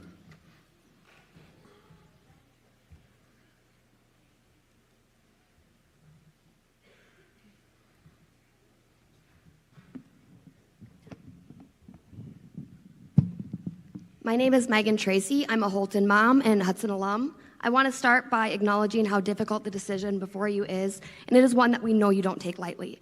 These are complex choices that affect students, families, and the future of our community. But we want you guys to know that you do not have to do this alone. Our community wants to be a part of the solution, and I'm not just talking about a vote on the back of a ballot. We are ready to bring forward ideas, partnerships, and resources that may not have been explored yet. For example, Hudson is home to Uline, a privately owned company worth billions located right here in this city. A lot of the people here have connections to Uline. We also have a rich history of community support. North Hudson Elementary exists today because residents came together 70 years ago to start the North Hudson Pepperfest, and they funded the school. That same spirit of creativity and collaboration still exists in Hudson. Let's tap into that. I strongly support Jace's proposal to form a community committee and allow a one-year timeline to find sustainable funding and solutions to keep at least one of our neighborhood schools open. The nearby New Richmond community did just that. By forming an engaged community, they put past a $100 million referendum in only 1 year. If they can do it, so can we. I'm also speaking on behalf of families who moved to Hudson because of our strong, high-quality neighborhood schools. I left a beautiful community in Minnesota to come here and send my kids to elementary school here. Closing 2 schools could jeopardize one of our community's defining strengths, especially when there's so much that is unknown with the current plan. We respectfully ask, please don't rush this decision. Allow the community to work alongside you to explore every possible path to preserve our neighborhood schools. Hundreds of parents and residents are ready to contribute ideas, time, and resources. And if we are in the same boat a year from now, then we can at least say that we did everything we possibly could to keep these schools open for our children. Thank you. Thank you.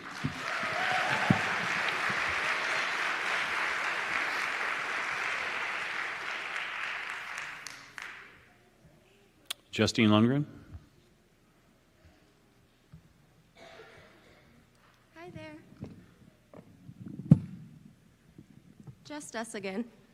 You might remember us from last time when we came up here to speak. It's Justine, Landon, Nick, and I have 2 beautiful girls in 3rd and 4th grade at Holton. Closing our elementary school is not a long-term solution to our district's problems.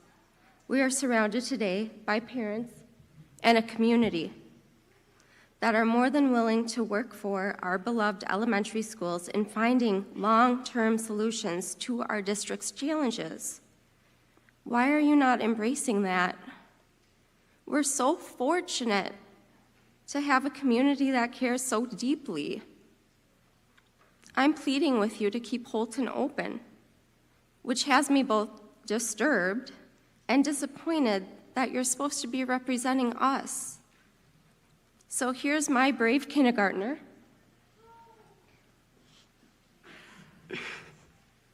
He's up here for the second time with me speaking because we're teaching him that his voice matters. I'm asking you to be our voice, be his voice, and find some courage to vote no to closing our school. Thank you. What are you gonna Thank say? you. Save Houghton! We got 30 seconds. I'll add, this decision is going to have a significant impact on the whole Hudson district, and it's a pretty big deal. And I feel like there's a lot of people out there that don't know that they're going to be affected by this. And if they did, that this auditorium would be overflowing if they actually knew the effects that would happen with any closures of the schools. That being said, when I think of significant impacts, I think about experiences. And what experience, does anybody have experience closing a school, let alone 2 schools? And if you do, how did that come out? And then secondly, if you don't have experience closing a school, how do you know the decision that you're making is the right one? Thank you. Thank you.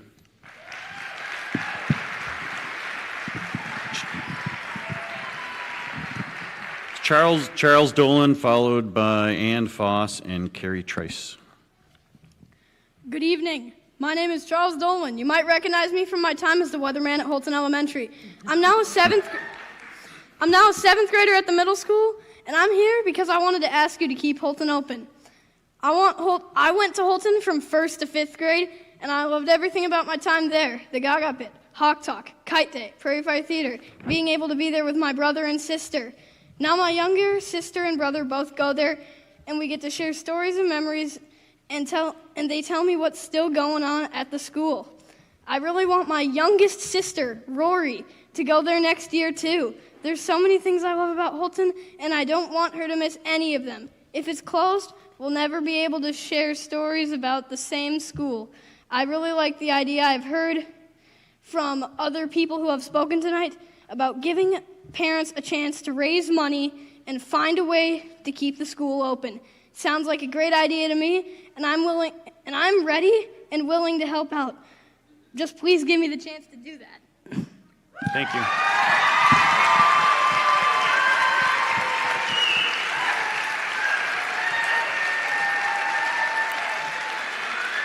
Ann Foss.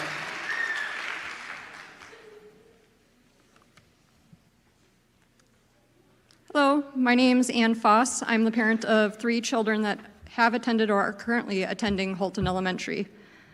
I really support the idea of delaying this decision for 1 year. Let parents help out. We saw parents rally together from both Willow River and Houghton last year to get the last referendum passed. They were dedicated to educating the community and what the referendum meant and how it was different from previous referendums and why it mattered. We have proven our ability to partner with the board to get important issues passed. I'm also here speaking to represent at least 65 other families. The parents partnered together to conduct our own survey of the community members. We have chosen to stay in the community after we grew up here to raise our own families here, primarily because of the high-quality neighborhood schools. We all felt that we received a high-quality education, and it set us up for success to be able to bring our families back and have our kids attend those schools as well. Having schools close to where we live with our neighbors that aren't huge schools where our children get lost in the shuffle are really important things for us. I know when my kids go to Houghton that the teachers learn who they are, what their tics are, and what makes them learn best way possible. We'll miss that if we have increased class sizes and massive schools. At conferences, my son's teacher told us that he already knew Oscar well because he was just across the hall a year before. Is that going to be replicated with huge schools when all of our kids are in one place? We want the ability for our kids to walk to schools and be a part of the community where we know that our kids won't get lost in that crowd. The option of closing both schools isn't ready for a vote. There's too many questions remaining. Don't rush this decision. In my job, I always look at, is it a two-way door or a one-way door? If it's a two-way door, you can make the decision fast and quick. One-way door, we pause, we look at the data, and we do additional research. I'm simply asking the board to look at it that way. Thank you. Next up is Carrie Rice, followed by Evelyn Oss and Addison Feliotro.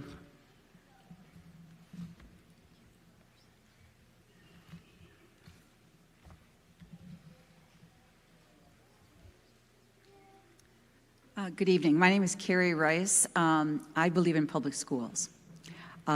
Strongly believe in public schools. In fact, I helped to campaign for the last 2 resolutions among a group of retired friends of mine, which is not always an easy thing to do, to ask somebody who does not have kids in the school system. I'm kind of representing a demographic that we haven't heard from yet tonight. Don't have kids in the school system, and to convince them to part with their retirement dollars to fund this school. And they did. They did. They believe strongly in public schools. I think it's remarkable what this district has done with the resources you have. And I'm pleased to see so many people here engaged tonight, because I'm hoping you continue to pay attention to the funding challenges that we have as a state. I've been paying attention for the last 20 years, and I don't like it. I don't like the way things have gone, squeezing the public funding from the state to the local, repeated referendums. We are not alone in this challenge. I encourage everybody here to continue to stay engaged. You guys have been dealt a bad hand. You know, if you're going to use a gambling thing, you're all here, you ran for the board for different reasons, for things that you want to change, but you're attempting to show people a picture of what you're dealing with. And yes, finances are part of it. It has to be a big part of it. My ask of the people here is to continue to be engaged and pay attention to how public schools are funded and the kind of resources they have to provide versus private schools, and the way that vouchers and other things are used as a tool to continue to squeeze us. I will continue to campaign for strong public schools in my community among people that are retired, that don't have kids in school, that don't have their sleeve in the ringer from the resources that are provided. I think you're doing a great job. I can't predict what you're going to do, but keep kids at the middle. Keep kids at the center of the decision. Thank you. Thank you.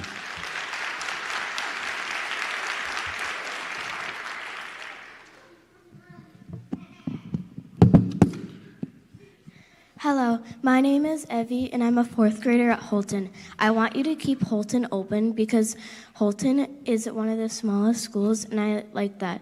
They have so many fun traditions, including the all-school skate, garden club, and many more.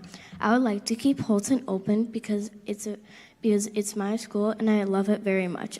I would like for me, my sister Audrey, who's in 2nd grade, and my brother Elliot, who's going to be 3 tomorrow, to get through Holton. Thank you. My name is Kaylee. I am Evie's mom. I just want to thank you all for taking everything into consideration, all the factors that go into making this really critical and irreversible decision. We love Holton so much. My husband and I moved to St. Joseph in 2014. It wasn't until 2021 when Holton had their kindergarten meetup that we started to establish really meaningful relationships with our neighbors, people on our street who are now some of our closest friends. That wouldn't have happened without Holton. We're so unbelievably grateful. We recognize the challenges, but in this case, logic and compassion have to be balanced. I beg you. Please partner with us and allow our kids to continue to flourish and grow in our neighborhood schools. Thank you. Thank you. Next up is Addison, followed by Kesslin, Kaylee Adams, and Simone Latourne. Oh, okay. Thank you. I'm Addison Filiatro, and Willow River has taught me so much as a parent and a fellow educator. They have shared professional development ideas which have helped children all over the metro. Personally, without them, I'm not sure where my children would be socially. I know they would be okay, but we have worked in tandem so well because they truly care about the coaching model of reteaching expectations, communication with parents, and working with each kid where they're at. It is a place where everyone and anyone can belong, and what has kept us in the district for years instead of moving to be closer to my job. I have 3 asks of the district, aside from please don't close the schools. 1, please hire a special ed coach with the extra savings of closing the school. Have a looser boundary exception, especially for children with IEPs. And look into the legality of a special ed oversight committee. Historically, Willow used to be the center for kids who had autism, and the district discontinued it because they felt children were being, quote, ripped out of their neighborhood school. Ironically, the neighborhood school that housed most of the kids on the spectrum is now up for closure. Willow has been so special because both the general education and special education teachers are highly trained at supporting students with special needs because the district ASD consultant works there, and it shows. Not only is there inclusivity and acceptance amongst the staff, but the school actively works on autism acceptance with the student body. The staff builds confidence, helps regulate children's behavior, and most of all, they include them. My heart breaks for what is likely going to happen when Willow closes. I know we have great teachers across the district, but without at the very least a special education coach to help train staff for how to work with our highest needs students, we are setting staff and students up for failure. There is no plan that has been communicated, and it is even more worrisome now that the Department of Education closed the Office of Special Education. Now, there is no federal oversight. There is significantly less funding for special education because there's no one to give out the money. If we must close Willow, which I actively do not want to see happen, I'm kindly asking for the district to use some of the savings to hire I know my time's up, a special education coach. If you haven't been in a classroom, a dysregulated child can be incredibly disruptive to everyone's learning, including their own. Thank you, Addison. Thank you. Next up is Simone Letourneau, followed by Scott Ellingson and Hannah Jung.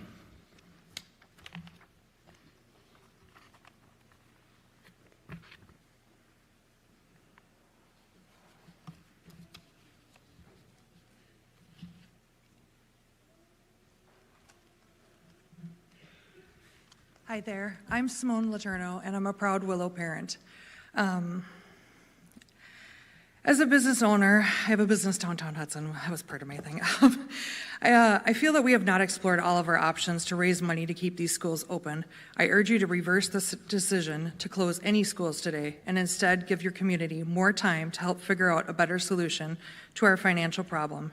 Enrollment will increase, and with small margins you have left us with, if you close both schools, there will be barely enough room for growth. I feel closing any schools today will be the death of our district. I feel it will have repercussions for years and years to come. I moved here from Nevada 9 years ago in search of small neighborhood schools. No one wants large class sizes, and it'll be virtually impossible to keep them small with the margins you will leave us with. I urge you to stand up and think for yourselves and not vote with the majority of the other board members, but please give us more time to explore other options. Willow is the heart and soul of our downtown community. You cannot replace this school and what it has to offer. These teachers give their heart and soul to our kids every day while doing it, while they're wondering if their jobs are going to get ripped away tomorrow. And this has been going on for years and years. These poor teachers have been wondering if their jobs are going to go. I can't imagine trying to sit and concentrate and give your all to these children, which they do, while just constantly wondering that.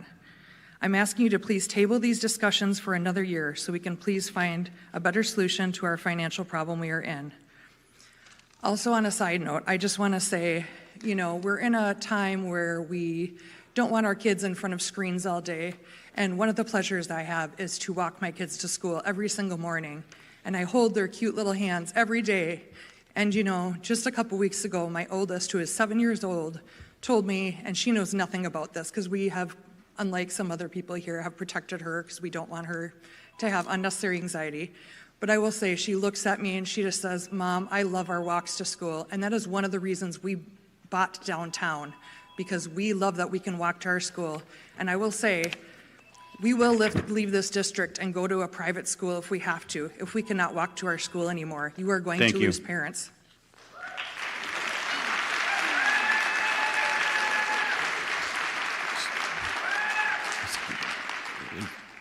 Hannah? Okay, Scott, you'll follow Hannah.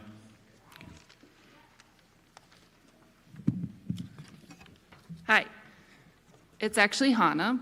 I'm Hannah Jung, anxious mom of 2 kids at Willow River Elementary, a 2nd and a 5th grader. Bonus mom of 2 kids that went to EP Rock, along with being a small business owner in downtown Hudson. We purchased our home in downtown Hudson 12 years ago. My oldest son is 10 years old, so he wasn't born when we bought our house. However, with having 2 bonus kids, we found out that our home was in the Willow River Elementary boundary. Because of the split households, my stepkids continued to go to EP Rock. When they were older, they wanted to bike to school from our house, and we didn't let them because we thought it was too far. My older son will be in middle school next year. If my youngest son had to go to EP Rock for the rest of his elementary, it would not be the end of the world. I was fairly familiar with EP Rock when my stepkids enjoyed going there. That's the thing though, not knowing where my youngest son will be next year, if it's not Willow, is upsetting as a parent. We're not planning on moving, yet we have to be prepared to possibly move our child next school year. There's no guarantee that it will be EP Rock if Willow closes because the district doesn't have the boundaries or redistricting in place. And it doesn't sound like they would until next spring of 2026, and open enrollment isn't guaranteed either. Other than having the luxury of enrolling our child into one of the private elementary schools next year, we're stuck not knowing. Aside from urging the board not to close 2 elementary schools, my biggest ask is that when you do make a decision this evening, that you give us a full school year to prepare.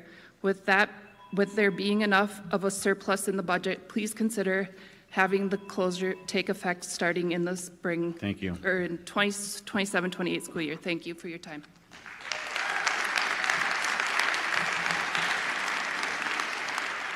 After Scott, it'll be Ann Platson and Amy Walsh.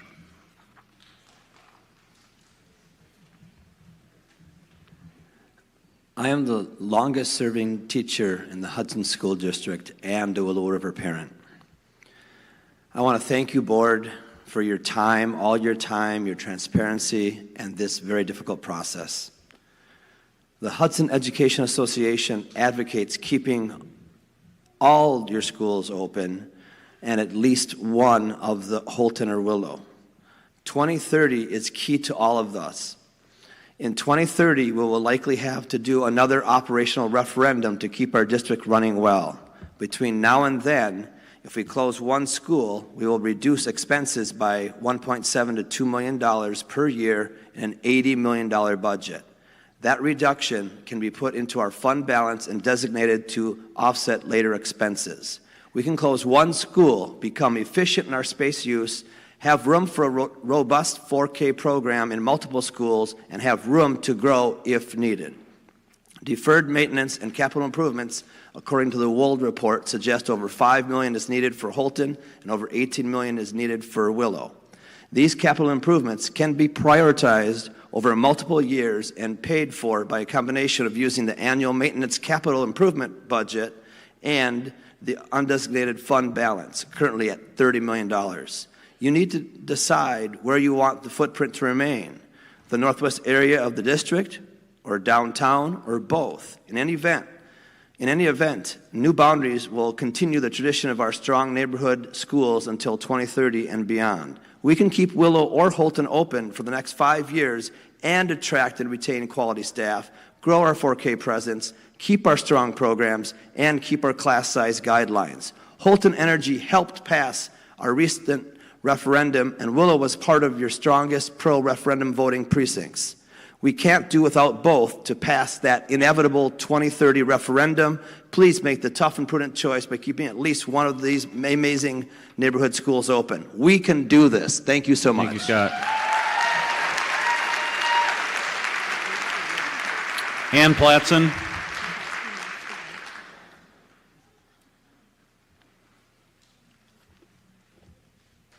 Thank you for the time to address the board. I can't say much that hasn't been said already, but one of the key elements, I've started attending the meetings because keeping Willow open was really important to me. I've had 3 boys go through the district, this school. I love the idea that I can stand on my corner and watch with a actual kitchen coffee cup and watch them go to school. That's a luxury that can't be bought.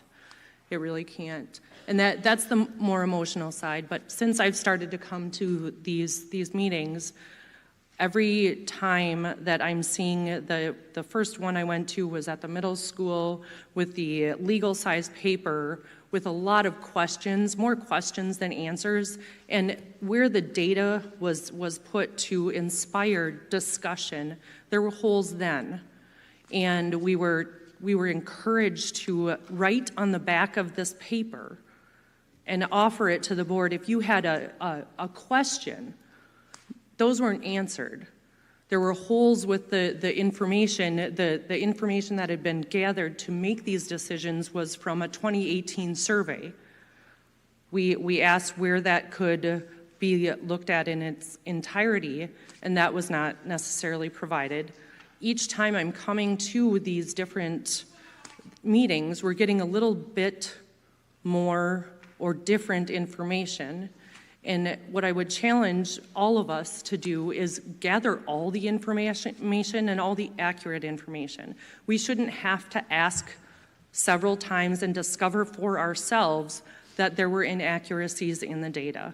That is absolutely, totally unacceptable in my book. It's like saying, I'm gonna go buy a car for a certain budget, and you don't get that car without knowing what those details are.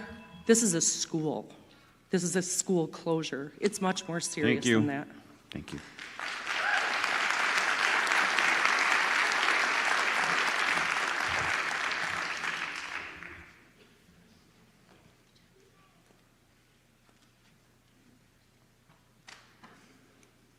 Hello, my name's Amy Walsh. I'm a parent of 2 girls at Holton Elementary.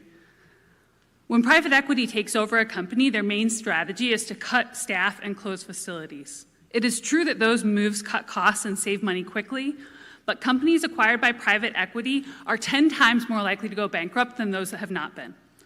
This is because they are so focused on cutting costs that they have stopped focusing on why someone would want to buy from their store, go to their hospital, buy their newspaper, or in our case, go to our school in the first place. Families don't want to attend assembly line schools that are maximally efficient. We want to attend schools that are effective, where the staff give a hoot about our kids, where staff are treated well enough that they have the energy to give a hoot about our kids. We want to attend schools where when times are tough or money is tight, we solve problems creatively and consider all possible options before cutting teachers and closing schools. We in the community don't know what options for cutting costs the school board has already considered. As 2 small examples, why do we pay money for fertilizers and pesticides on our grass, which is both costly and environmentally destructive? Why does each child need a Chromebook? What cuts from the middle school or high school budget have already been considered to address the budget shortfall? What, if anything, has been tried to increase revenue, attract new students, or increase enrollment? What input has been sought from the teachers? These are all things that should have been explored thoroughly and shared publicly before deciding to close any schools.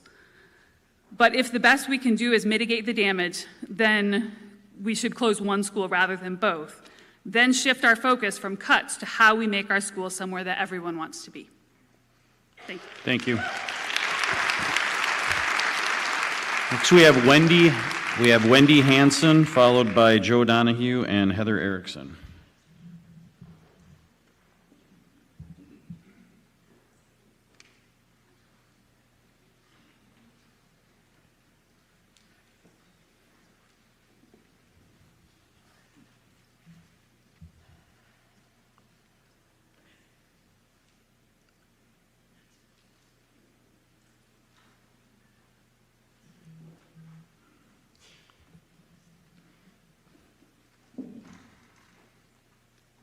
Hello, my name's Wendy Hansen.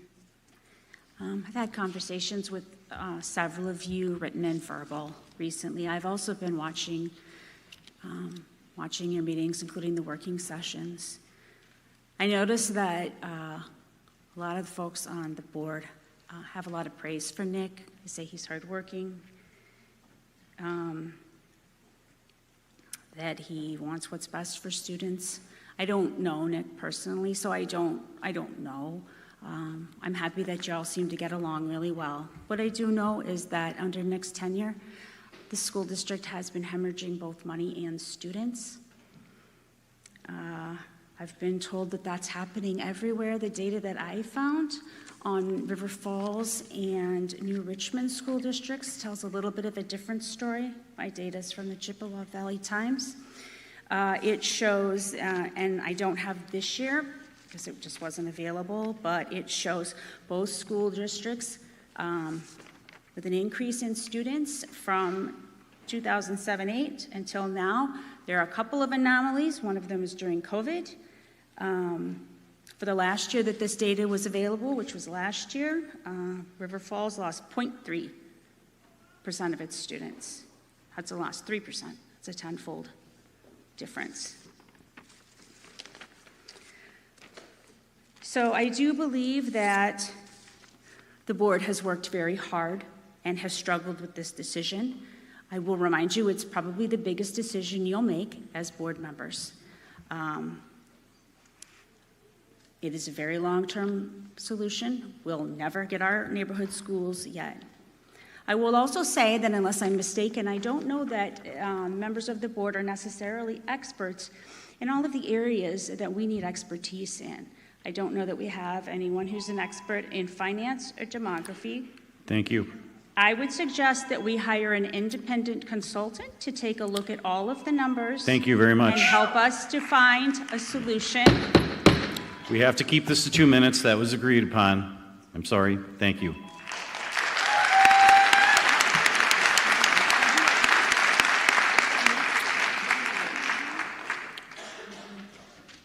Joe?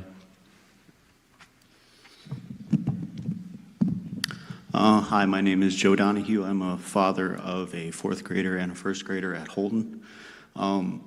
We are not actually in the Holden School District. We open enroll from the Somerset School District, even though our house is about 3 miles from the Holden School. When we moved here 9 years ago next month, we did so in part because our then 10-month-old daughter, we wanted to give her a better educational experience than she probably would have received had we stayed where we lived before. That was a major part of why we moved. When we moved, we did know we weren't in Somerset, but our plan was always to open enroll into Holden because of its reputation, because it is such a good school. And pretty much everybody we talked to about that through that whole process always pretty much encouraged us, said that is the best school and do what you can to get in there. And we were very fortunate to be able to. I know we had neighbors that open enrolled into Holden as well, and were very disappointed when they were not able to get into Holden because of numbers and the age of their kids and everything like that. Even after our kids have been in there, it has always amazed me every time someone asks them where they go to school and they say Holden. Invariably, the response is, "That is such a great school, you're so lucky," or something like that. And the reputation goes beyond our school district. For my job, I was in South Minneapolis a couple weeks ago talking with a lady, and she asked where I was from, and I told her, and her response was, "Oh, that's where they're closing schools. Is that one of your kids' schools?" And when I said yes, and I said they go to Holden, she asked, "Why are they closing schools? Isn't that one of the best schools in the state?" And she's right. I mean, I'm sure you guys have seen it. Niche.com has it as the best school within 250 miles of, is the best elementary school within 250 miles. Thank you. After Heather, we have Lisa Wolf and Mary Beth Matea. Hello, my name is Heather Erickson-Glazinski, and I have 2 children in Holton Elementary. I also open enrolled both of my children this year from out of district, specifically for Holton's amazing reputation and for being one of the top performing schools in the state of Wisconsin.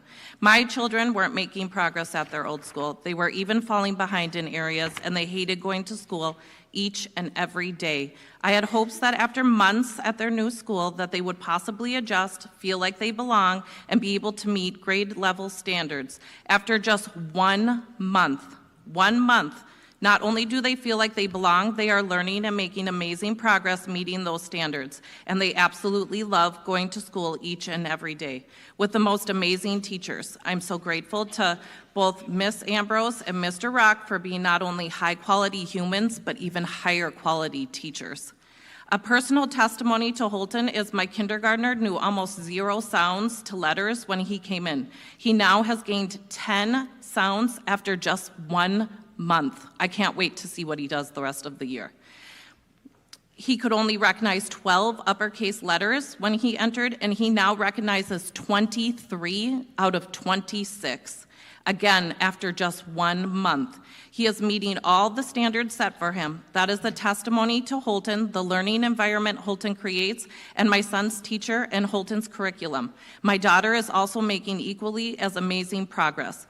If you were thinking of the children in these schools, you would not be considered closing them. If you were thinking of the future of these children, again, you would not be considering closing their schools. This decision was rushed, and you do not have answers to many important questions that are critical to our children, their education, and their futures. Please put these children first and do not close Holton Elementary. When you vote, please think of my children, all of their amazing progress they've made, as well as everyone else's children, and don't take their amazing school away from them. Thank you. Thank you. Lisa Wolf.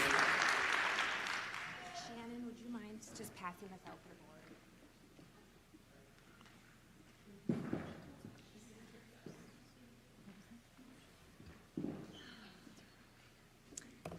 Hi guys, and everybody there knows me. I'm Lisa Wolf. I'm a mother of 3 at Holton, and I just want to say thank you for letting us all speak. I hope you are listening. I want everyone to take a moment and just think about why you joined this board. I hope that it's because you're passionate about education and passionate about our children. That's why I'm here. It's my birthday today, and I've been sitting in this auditorium for like the last 3 hours. So all I would like to say is I've done the math. I've crunched the numbers. I emailed the entire board weeks ago with my averages and my analysis, my proposal for a 5-school model. No one has been able to refute my numbers, not one. I've met with Nick personally. He could not refute my numbers. He could also not tell me how he originated his. I asked him for the mathematical backings of them, and he refused to provide any sort of evidence. So real quickly too, I do have a strong background in math. I've taken graduate level courses in statistics and epidemiology. So I can see numbers. And I see that option 2 and closing 2 schools does not make sense. Pause. It doesn't make sense. It doesn't add up, okay? I can see an argument for closing 1 school, but certainly not 2. If you want to get things done tonight, and if you're sick of things, you want to rip the Band-Aid off, fine. Close 1 school, redistrict, balance your budget. But I've been waiting for weeks to hear about these numbers and haven't heard back. Nobody can show me their work, and this just leads to suspicion. People don't trust the board right now. There's a lot of mistrust out there. I spoke with the chief of staff at Stillwater Public Schools. She's been there for 17 years. She gave me one piece of advice, because I don't know if everyone's familiar with what happened in Stillwater, but there is now a new superintendent and a new board because of their rushed decision. And when they rushed it, it took them 6 months. We've been trying to do this in 2 months. So please pause, take time, check your math, please. Thank you.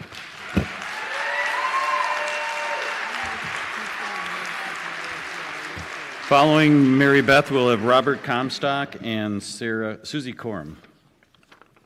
Thank you, board members, for your service. I really appreciate it. It's really important. And I'm from an unrepresented so far. I'm a retiree. My kids went to St. Pat's, and I'm a substitute teacher in the school district. And I will tell you that I helped pay for the updates of Willow and Holton. And I resent the idea that suddenly, a few years later, few to me, seems like we're going to shut those schools, which are community ed centers. And all the studies say neighborhood schools, small schools are healthier for students and the community, keeps down crime, keeps down everything. And I find it ironic you're spending advisory time at the high school trying to make big schools little schools. trying to give them services that they get naturally in their neighborhood schools. So it seems ironic that you're spending all that money to replicate what you already have, and they're better made schools, the older schools are.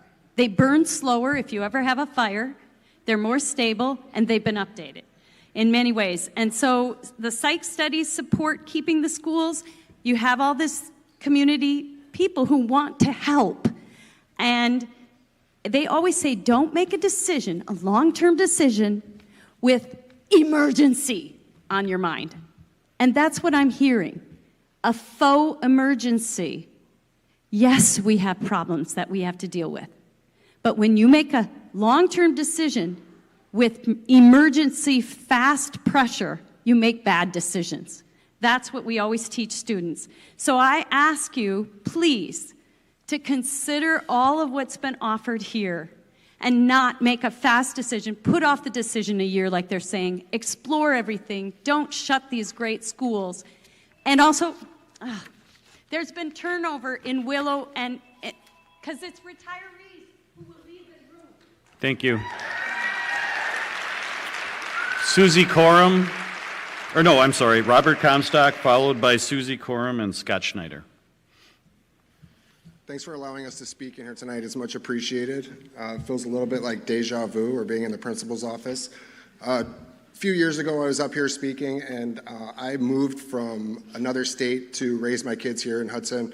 I chose Willow River Elementary School when it was a 9.0. I lived in downtown Hudson, moved to downtown Hudson just to be inside the boundaries there. My son last year was given the boundary exception to stay at Willow River since we bought a home outside in the Rivercrest district.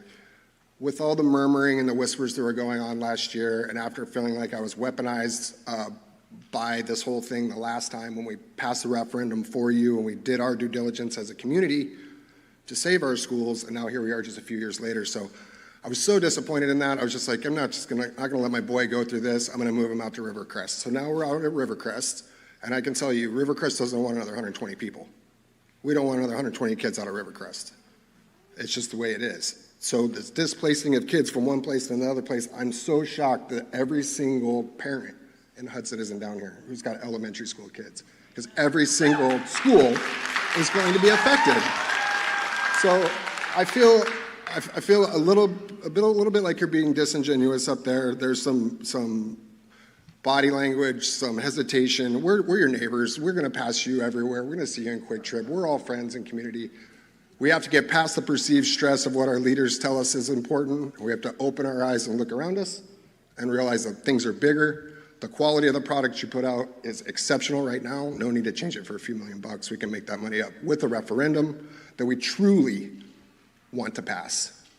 Thank you for your time. Thank you.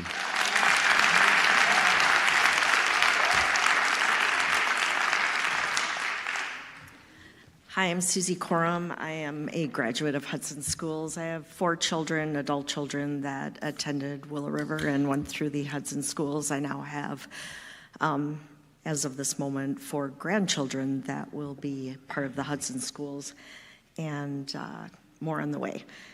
Regarding the numbers of students in Hudson and declining enrollment, it is my understanding that there has not been any up-to-date information regarding the potential numbers of students that will be entering the school district based on actual time data, real-time data.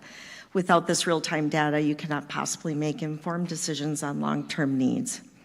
Based on the many young families I personally know, because of the ages of my children, and many of whom are within this school district, many have not left Hudson, they have stayed here, that have had children in the past 3 years and have more on the way, along with the numerous young families that have moved into my downtown Hudson neighborhood in the past few years.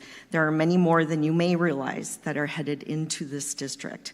When I count the kids on my street alone that were not there just a few years ago and are not yet in the school system, there are at least 10. I just look out my front door. I can see 10 kids that are not in the school district yet.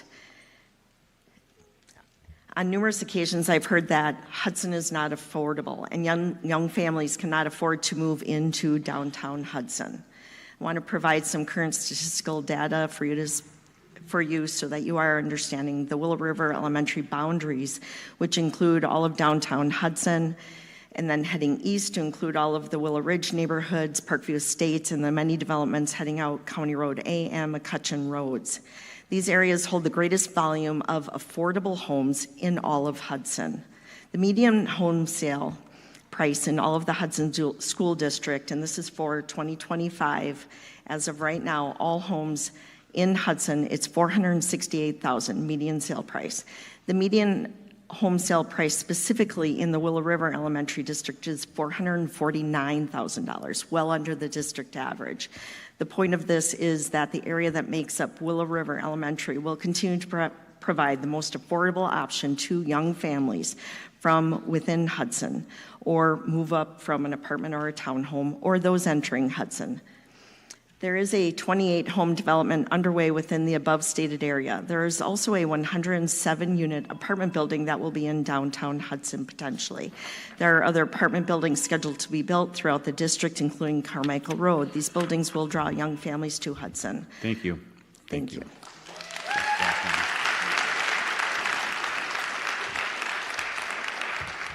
Good evening. Thank you for the opportunity. Scott Snyder. I think there's one other member in the audience that's lived in the district longer than me, my classmate Tim Tuma. I've lived in the district since 1962, product of EP Rock, graduated from Hudson High School in 1976. Between my family and my in-laws, there's 6 generations that are in this school district. Many of the board members know I'm one of the biggest champions of this school district. I encourage you to keep community grade schools intact. After my teaching career at St. Pat's, I spent 38 years in the publicly traded utility industry. I recently retired, and I got a chance to kind of go back to my roots and see what's happening in the district from a utility standpoint, where the infrastructure is being built, who it's being built for, and the residential districts. It was eye-opening to me as I traveled throughout St. Croix County, looking at what's planned, what's being constructed, and what's going to be constructed. If they build affordable housing, the district will see increases in attendance, whether it's 5, 10, 15, 20, 25 years, whatever it is. Appreciate all you're doing. I've seen many referendums. I've voted for every single one since I was a senior in high school in 1976 and could vote. And I know the challenges you're up against. I'm a member of the Hudson Education Foundation, the Hudson High School Wall of Fame for 30 years. I love the school district. It's the crown jewel of this community, this district, this school system. I encourage you to maintain those 2 elementary schools. I student taught at Holton. I student taught at 4th Street, at Rock, at the middle school. Please make that decision very deliberately and look at the data, what's coming from a utility standpoint. My eyes were wide open to it as we did the planning and all the work that needs to extend infrastructure to what's coming. Thank you for your time. Appreciate it.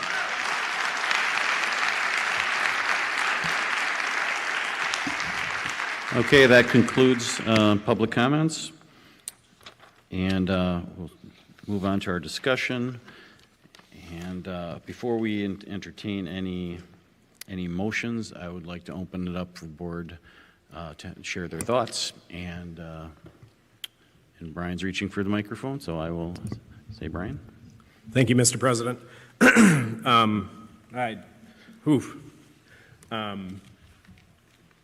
I think most people here know my history in this community. My family moved here in 1977 to Holton, Wisconsin, which, if you're a Holton resident, that still makes you new to the community. We got to get to 50 years. My brother actually went to Holton Elementary School when it was still a one-room schoolhouse. He was there for when they literally took the bell down, and our neighbor built the bell tower that the bell is there today. And that's just evidence of the community that we have. There's people in this room that I went to elementary school with. There's people in this room that babysat me. I've known my entire life. So I just kind of I'm giving this speech right now because I want you guys to know that I'm hearing you. I'm also experiencing what you're saying, and I'm living what you're saying. My kids go to Holton Elementary School. I also have a 4Ker who goes to Willow River. I'm invested in this. I'm reading the data. I trust the data. I'm questioning the data. So I'm just going to talk a little bit about where I am on the three options in front of us that the board has narrowed down to. First, going to talk about Willow. I've had a little bit of experience with Willow River. It's an excellent school. One thing that I really love about it is it's clearly a school that really accepts kids in our community. Maybe those kids that are a little bit outside the norm, they really have a home at Willow. That's evident. Unfortunately, I don't think that we can keep Willow.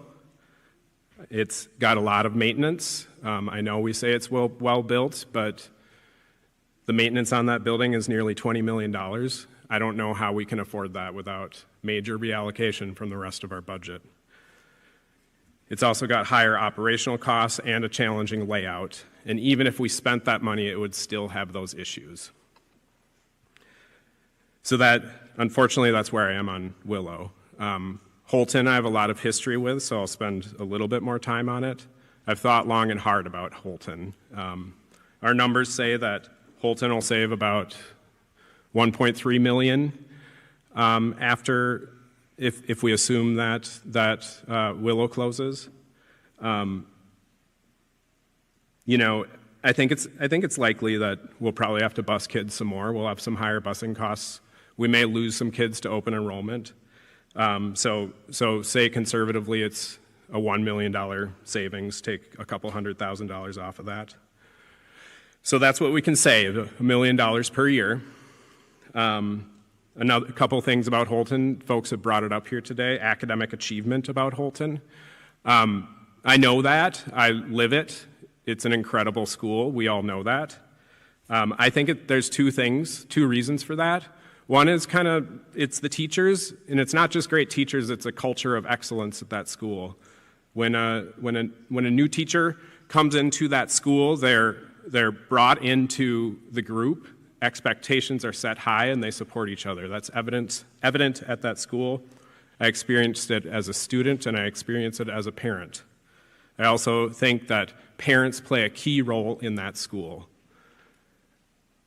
You see it every day there. I'm part of it. All of you are part of it. You know what I'm talking about. I also think we need to acknowledge that there's a relative level of affluence at Holton. That's one of the reasons Holton achieves well.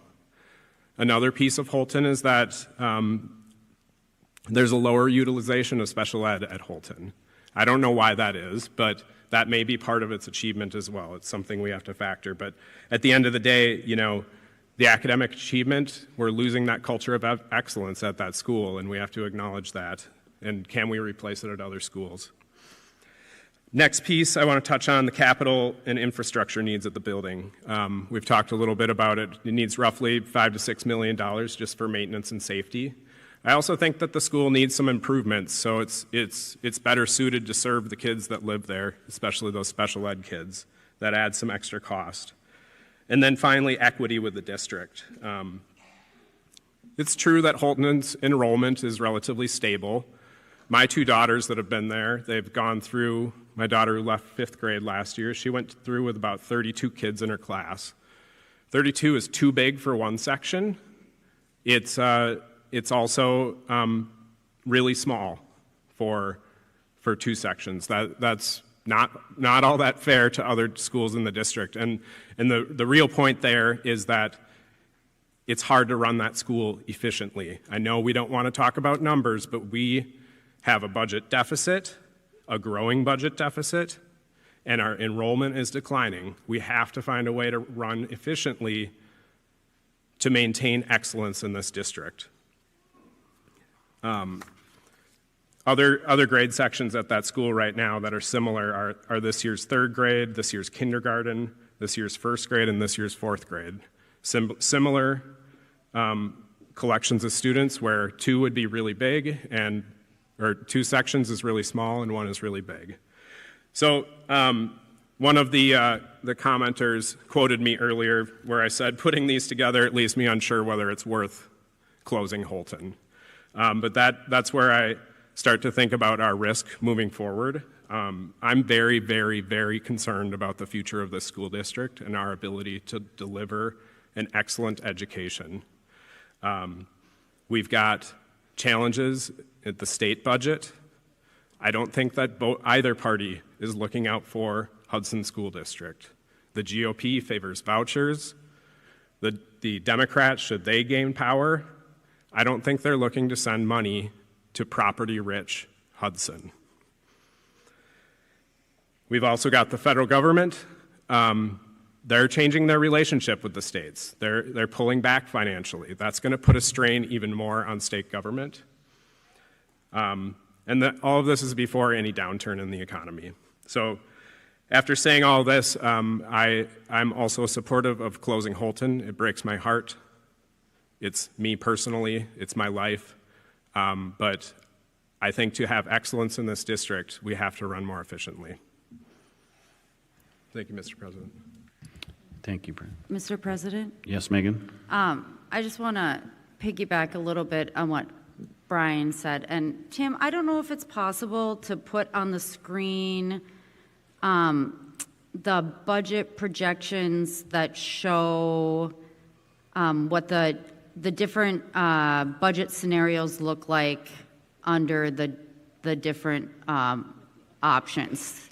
So there's Bonnie recently put together updated budget projections based on the third Friday final counts of student enrollment, and she also put together three models that show with the various school closing scenarios. So, I hear what people are saying, and I have tried to respond to every single email I got in the last 3 weeks, and not just, if you emailed me today, all I could write was thank you because I had to go to work.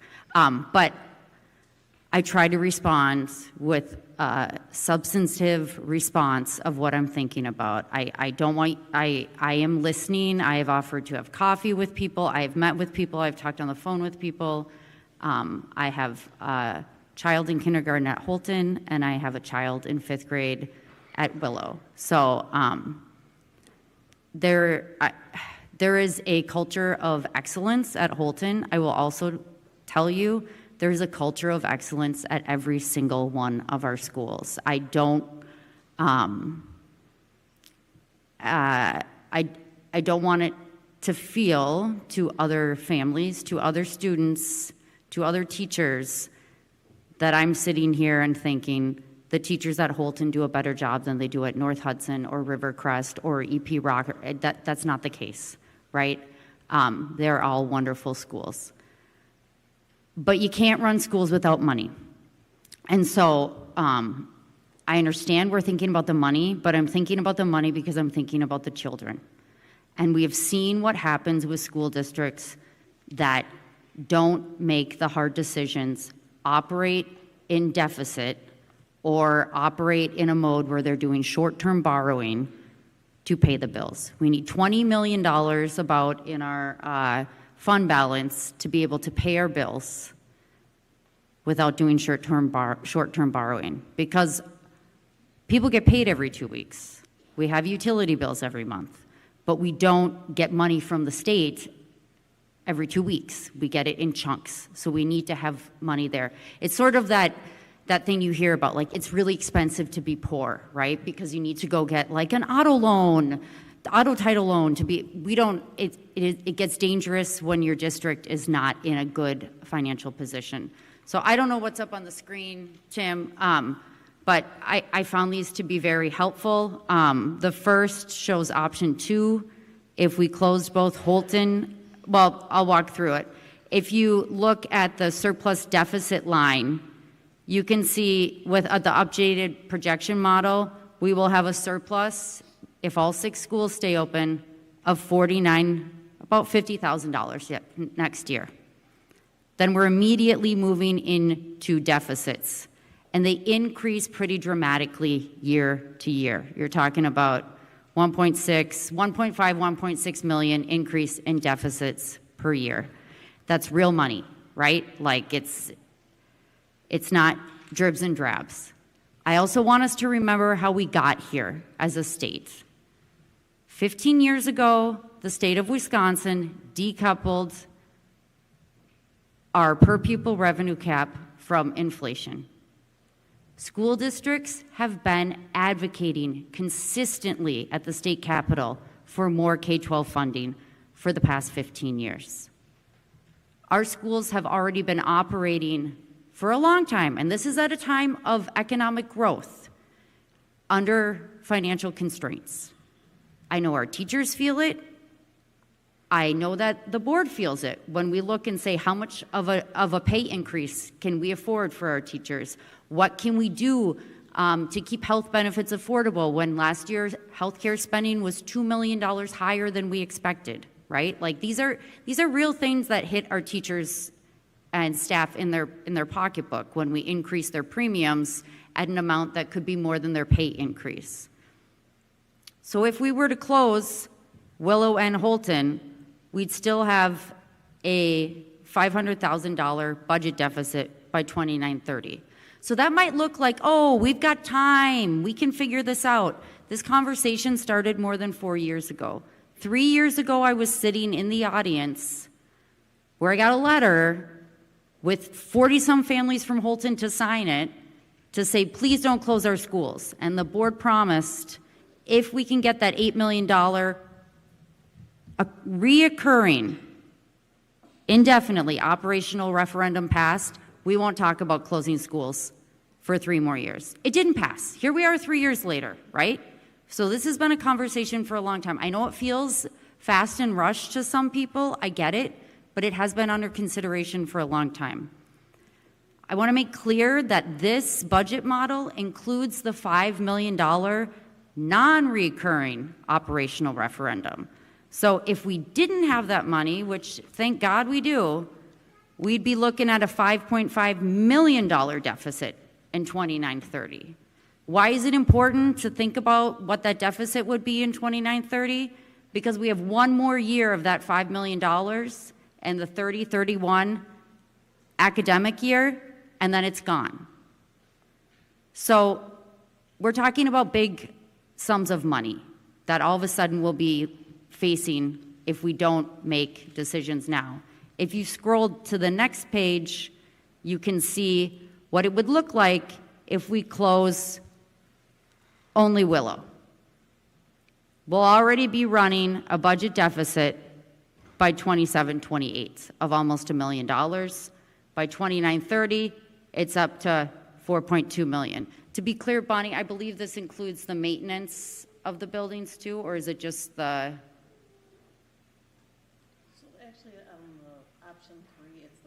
Oh, yeah. Sorry. I'm getting confused. All these spreadsheets, after I looked at spreadsheets all day at work. So if you look at the bottom, it'd be $500,000 by 28-29 if we only close Willow, and almost $2 million by 29-30.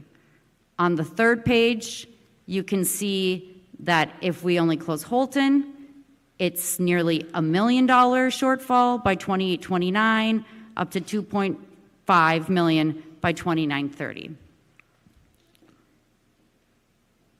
After Brian gave a little background on what's happening with the federal government, we know there's Medicaid cuts coming. We know there's a lot of things that are going to be affecting the state budget. The biggest expenses in the Wisconsin state budget are healthcare and K-12 education. And last time there was a Great Recession and push came to shove, school funding was cut. We have never caught up. We have never caught up from that decoupling. I don't think we can count on Madison to come through for us, especially when the federal government is no longer partnering with states in the same way to cover projects. Another thing, I know I'm talking for a long time, I'm sorry, but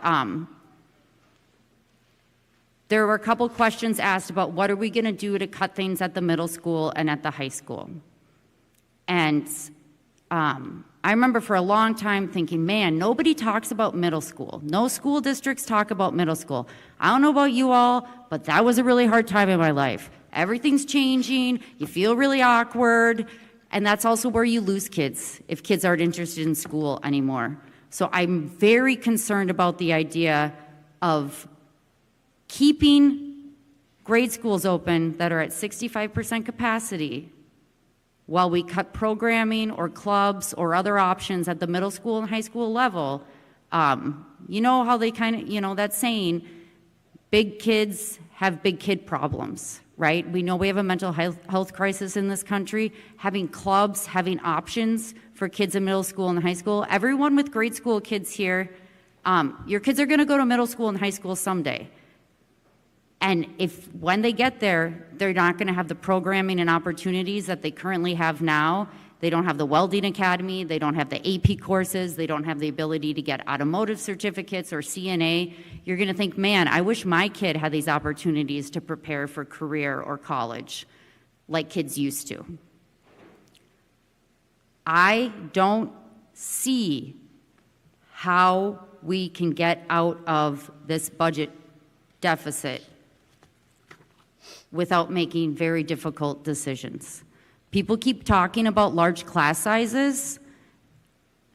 The class sizes are not going to be larger. Yes, the schools will be more full, but we would be going back to the same number of sections per school in the 4 remaining schools that there were in 2013-14, 2014-15. These are not mega schools with 1,000 kids. I think that, I bet if I had a side conversation with every elementary principal in this room right now, that they would say they know the names of all the kids in their schools. That the teachers at North Hudson and Rivercrest and EP Rock, and I'm forgetting somebody right now and I feel bad, Hudson Prairie, those teachers know their kids too. They work with their kids, they care about their kids. And it doesn't mean we're gonna lose the teachers at Willow and Holton, that the staff and the teachers there are gone. I know this is very difficult, but I'm not just thinking about the numbers, because at the end of the day, if we don't have money, we can't educate our kids. And as Brian said, I feel this deeply. I have kids in these schools. This is not theoretical to my family. It's also my job here on the board to not just think about what I want for my kids, but also to think about what we need for every single child in this district. And with demographics being what they are and birth rates being low, extremely low in both Minnesota and Wisconsin, for the foreseeable future, there is going to be lower enrollment. I'm hoping we stabilize soon instead of continuing to fall. Now I'll stop because that went on really long, sorry. Mr. President. Maria. Okay. Oh, yeah, it's a tough one. Thank you to everybody who has emailed these last few weeks. I have read them all, have talked with many folks on the phone, met with coffee, and I appreciate all your time and thoughtful responses. You can feel the connections to each of your schools, and I want to acknowledge that and the importance of the schools. I feel like I'm reverberating here. The importance of the schools for your kids and your families. One of the things that I keep coming back to, and I want to give credit to Brian, this is something he surfaced a while ago, was our budget represents our values. And it is such an important statement, and it has stuck with me as I think about this. And for me, the core values that I keep coming back to as I think of our entire district and all of the families and all of the kids and the community members who come in and pay for our schools without a connection, a direct connection. The core values for me continue to be I want to make sure we can maintain modest class sizes. I want to make sure we can continue to recruit and retain high-quality teachers. I want to make sure we can continue to have the robust curriculum, elementary through high school. I want to make sure that we can continue to offer the arts, music, athletics. Today we saw the preview of the musical Seussical. That is not possible without arts education and music education starting in elementary. It just simply flat out is not. Our children benefited from it.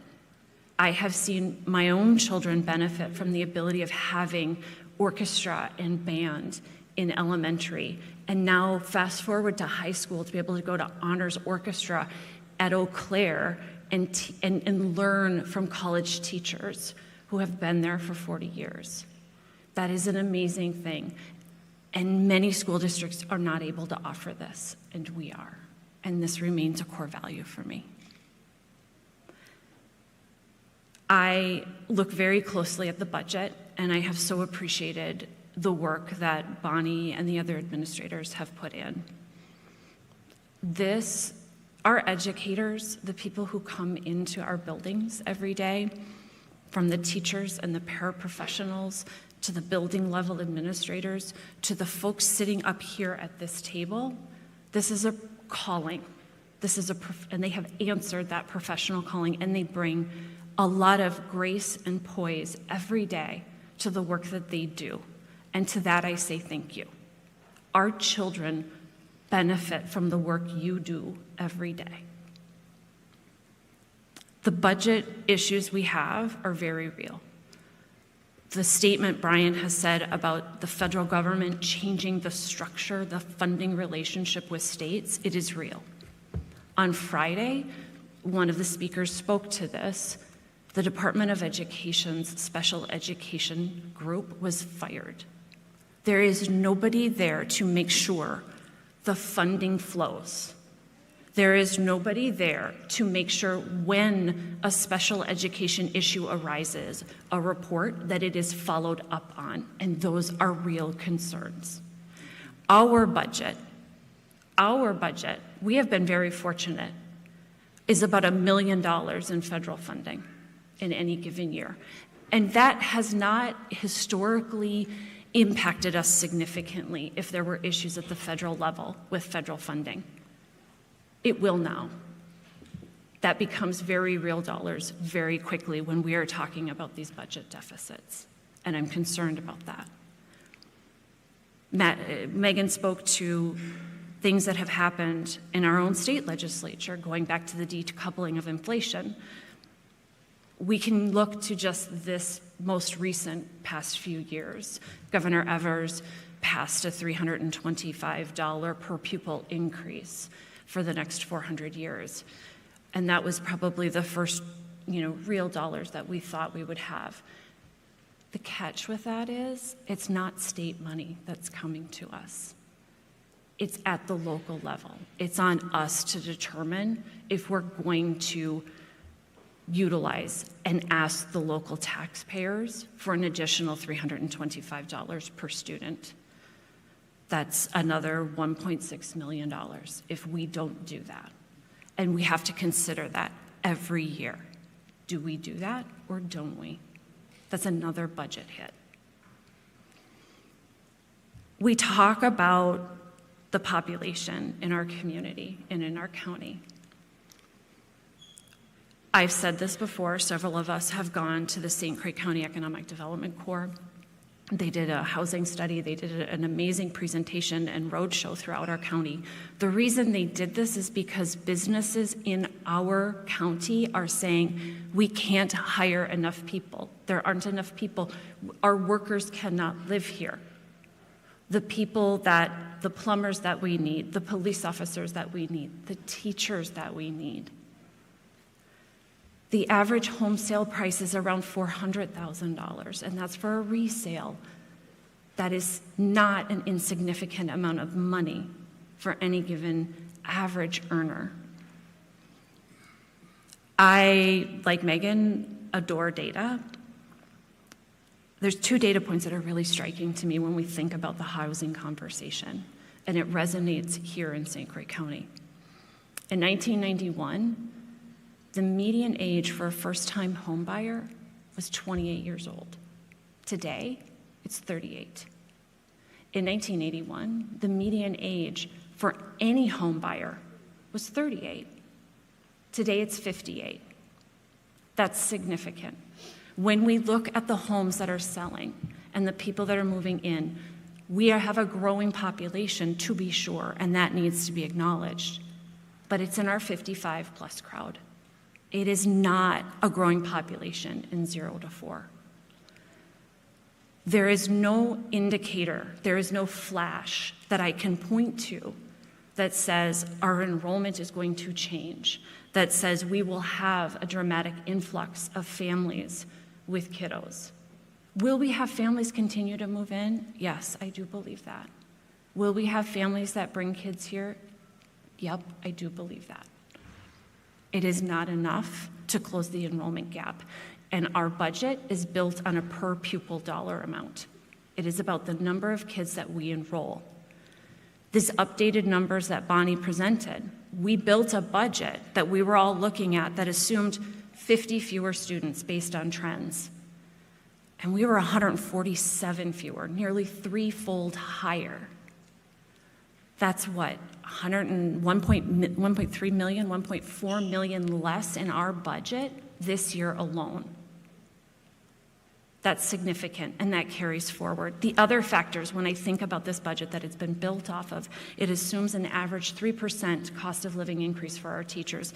It assumes that healthcare costs remain capped at a 5% increase, and I am doubtful of that. Healthcare costs are rising for every employer, and they are harder to maintain. It assumes that our enrollment doesn't continue to decline over the next few years, and if it does, that's $13,000 less that we have per student. This is hard. I look at this, and for me, where I stand today, is I do not see how we can move forward and keep both schools open. And it breaks my heart to say that, because I have had a lot of conversations with all of you and with close friends in both schools.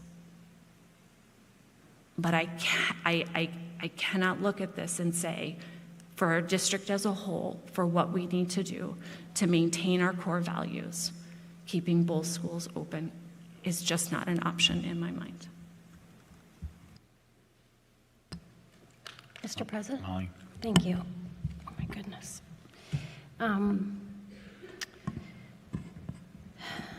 This is, clearly we can tell this is really hard. This is really difficult. It's hard for us too. This is not something that I bargained for in coming on the school board. I love public education. My mom was a teacher. My dad did his student teaching at Willow River when it was a high school. I'm old. My uncle was a superintendent of schools. My cousin was a superintendent, retired. I have another cousin who's a special ed teacher. My brother got an early childhood education degree. I did a master's of art in teaching. This is not what I want to do. This is super, super sad. Don't think that we're not crying with you. I don't know how many of you were here in the school district in 2022. We had a community meeting in November where we proposed that we would talk about closing schools. And the superintendent, Dr. Oletz, answered questions, for a couple hours. And I really felt like at the end, we kind of had this kumbaya moment where it was like, okay, we get it. We've got a housing problem. We've got an enrollment problem. We've got, from the Wold report, architect report, we have a deferred maintenance issue, some things that we're going to have to address, a large amount of money. Because previous school boards, not to cast shade, but they basically built budgets where they didn't put a lot of money into maintenance. And that was their choice, and this is whatever. So we said, you know what, let's see what happens. Let's give it 3 years. and we're at that 3 years here in a month. I'm very disappointed that we didn't see enrollment come up. I've only been on the board since 2021, and this has been on something we've been talking about for a long time, just so you know. If we had had your energy back in '22, maybe we could have done things to change some of the housing opportunities or something. I don't know. We did the 23 double referendum with the $8 million operational to keep all 6 schools open. It failed. And we also thought, okay, let's try and tackle some of these maintenance issues. Excuse me? Nope, you know what? I'm giving the history, Colin, and you and I have talked about this, okay? I don't want to make people wrong because I don't feel that's like a community building situation. We have to think about our community, that we have to work together. So it's not fair for you to talk back. You've had your opportunity, okay? It didn't pass. You know what? Why previous referendums passed? Because we had groups that fired up and did it, just like you guys did in the spring. Wouldn't have passed without you. If it hadn't passed, you know where we'd be at? We'd be closing 2 schools, and we'd be freezing pay, and we would be having larger class sizes, fewer specials. It is that bad. It is that bad.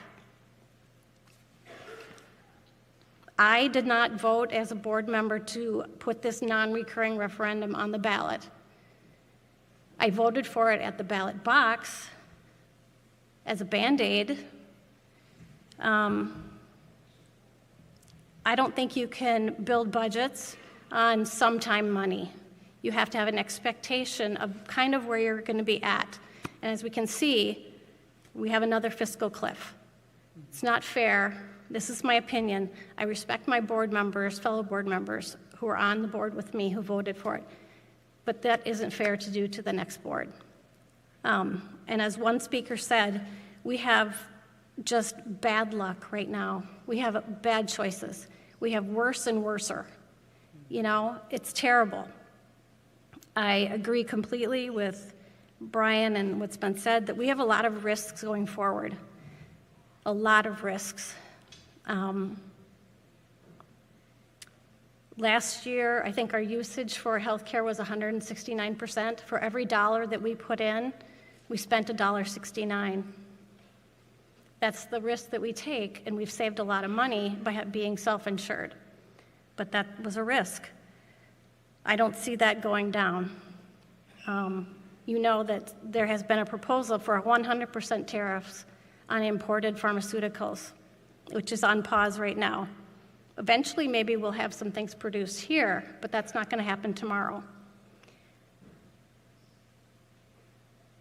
We see this enrollment declines, which are far worse than any expectation. I completely agree with Megan. What if the state of Wisconsin decides that they can't keep up with their commitments to funding public schools right now the way they are? Because so much of the budget is Medicaid, and we will not be getting that money from the federal government. So what if they decide they're going to shore up some of these things? So Medicaid, would cover, my stepsister's daughter who has Down syndrome. So she doesn't get health care. The state will probably provide health care. They will provide programming for her, and she deserves to have that. What about nursing homes? When you run out of your money for nursing homes, it's Medicaid paying for stuff. So I have no guarantee. I've said this before. The state of Wisconsin is not coming to save us. They are not coming to save us. So we're going to have to do what we have to do. I am part of the TAC committee, which is the Teacher Advisory Committee. It's about 30 people. It's teachers of every different school, representative, all different grades, all specialties. elementary, middle school, high school. A principal is on there, all the upper level administration, and 2 board members. And I'm one of the board members, and Bob Bauman is one of the board members.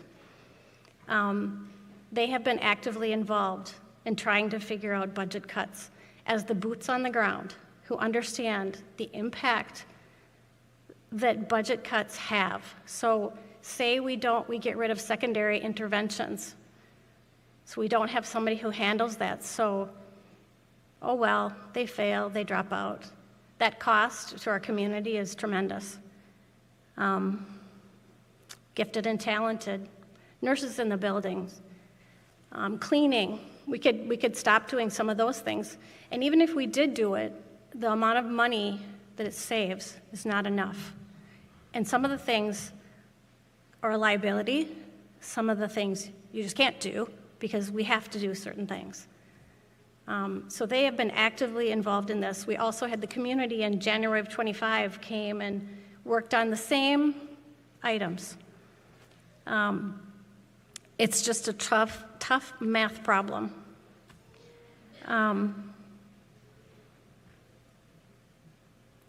I don't know what else to say except for, we love our school district too. My kids went to North Hudson. We considered Holton because we knew it was so great. But, we wanted our kids to have neighbors that they knew and they could go to school with their friends and be in the same community. I get it. And looking back, both of my kids were in special ed. They would have not done well at Holton. Not at all. They went to North Hudson and the group of students that they were with. My kids were the stereotypical super smart but ADHD wild child. Mr. Schmidt can probably attest to that.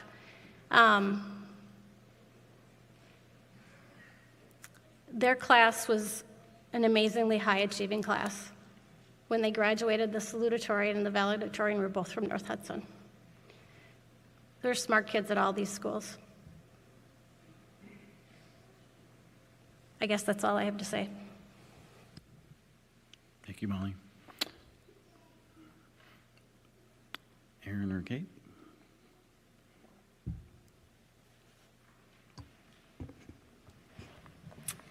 Well, it's hard to say a lot more about the budget. I think that's been made pretty clear. The last time that there was an auditorium this full was, I think I was a first-year board member, and it was about COVID. And the decisions that I had to make were, I 100% believed in my decision, and so it was easier. Today, I can tell you I've gone back and forth in my head a million times. I've listened to every opinion that you could come up with on every side of the aisle. I've met with people and walked away thinking, oh, I have my decision, and then the next day I have a different decision. So it's been very hard, to say the least. My heart is racing. It's not easy for us to make these choices either. I've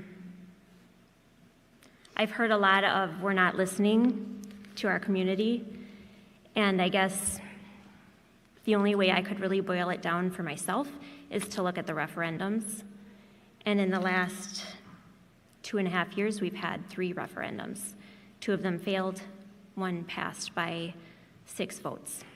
And in that referendum, we had a recount. That, to me, is kind of encompasses all of the voices in our district. It seems to me that they've decided they don't want to put their tax dollars in this bucket right now. And I have to respect that.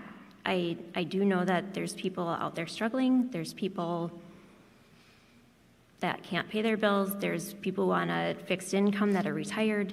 So I respect their votes. But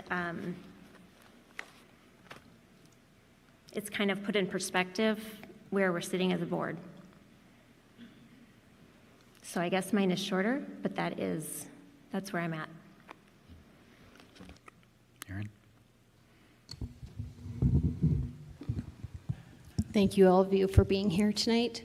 I know this is getting long. I want to speak to you guys for a second and then speak to the board, because I think one of the hardest things as a board member that I have really struggled with myself is that we have such small amount of time to be with each other up here and get perspectives, even when one of us might think differently than the others, but we all respect each other up here. And I just want to say I really appreciate that. And I wrote mine out because this is just too important to forget something here, so bear with me here. Over the past several weeks, I have met with and heard from so many families, teachers, neighbors who care about their schools, and I want to start by saying thank you. Thank you for sharing your perspectives, your ideas, and your concerns.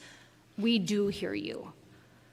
This decision, as many have said, it's going to reshape our district and our communities, and I certainly do not take that lightly. Closing even one school has a lasting impact on our children's daily lives, on our teachers, their workload, and on the connections that make our neighborhoods thrive.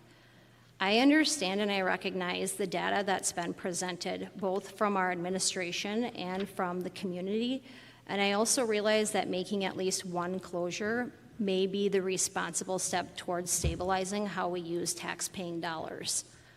I am not denying that we've been discussing closures for years. That is eminent, and I understand that reality. But how we make this decision and when we make that decision, it really matters deeply. And here's what I keep coming back to. Our community has asked us that we move forward thoughtfully.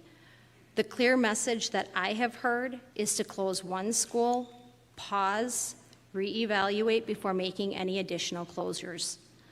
That is a very reasonable and responsible request, and I believe one that we should be honoring as board members. I know small class sizes allow teachers to reach kids more effectively and help them thrive. Closing both schools at once risks increasing class sizes, losing families to open enrollment, which has been mentioned, and creating long-term challenges. And I'm just not sure that's the direction that we should be going. We've also seen in the past that the projections don't always really match reality. We were told that numbers would boom years ago, and they didn't. We were told that boundary changes would balance things out. They didn't. We should not be making permanent long-term decisions based on temporary, or in this case, uncertain or possibly even inaccurate data. Before school closing, we need to take the time to explore other options and not just having an impromptu discussion like we kind of tend to do here, because again, this is the only time that we're together and the only time that board members are able to discuss anything. And that's really hard for the public to understand, but it is so true. I mean, these impromptu discussions, including the idea of a charter or specialized creative programs that could grow our Hudson community in new ways. We should have had real conversations about that, and guess what? It's really not too late to do that. And beyond that, while we've received some information on what might happen after closures, there's still some really important details that warrant real focused conversations.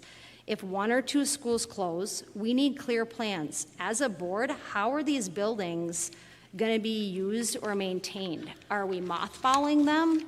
Are we repurposing them? Are we demolishing them? Are we selling them? We have, as a board, not had a discussion about that. How long are the buildings going to remain idle? What costs are associated with preparing them for future use or disposal?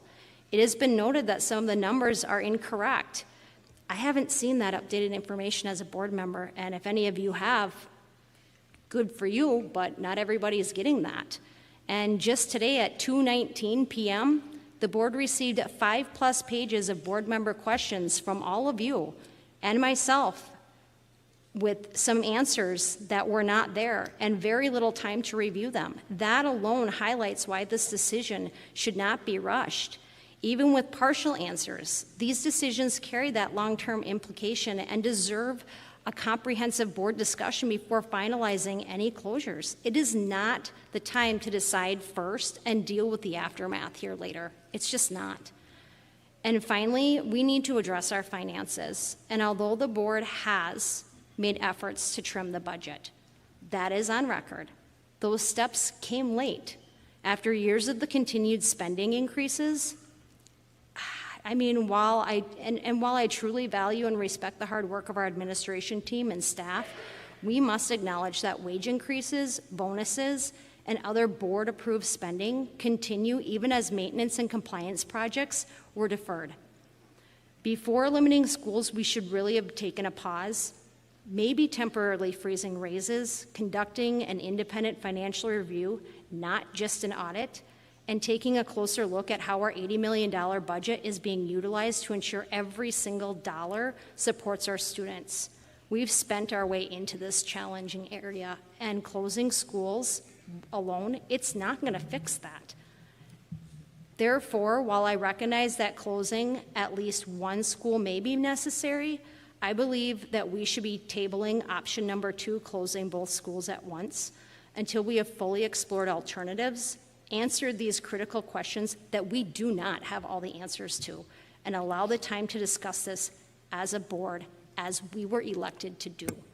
This vote is more than buildings. It is about how we value our education, our families, and the trust of our communities.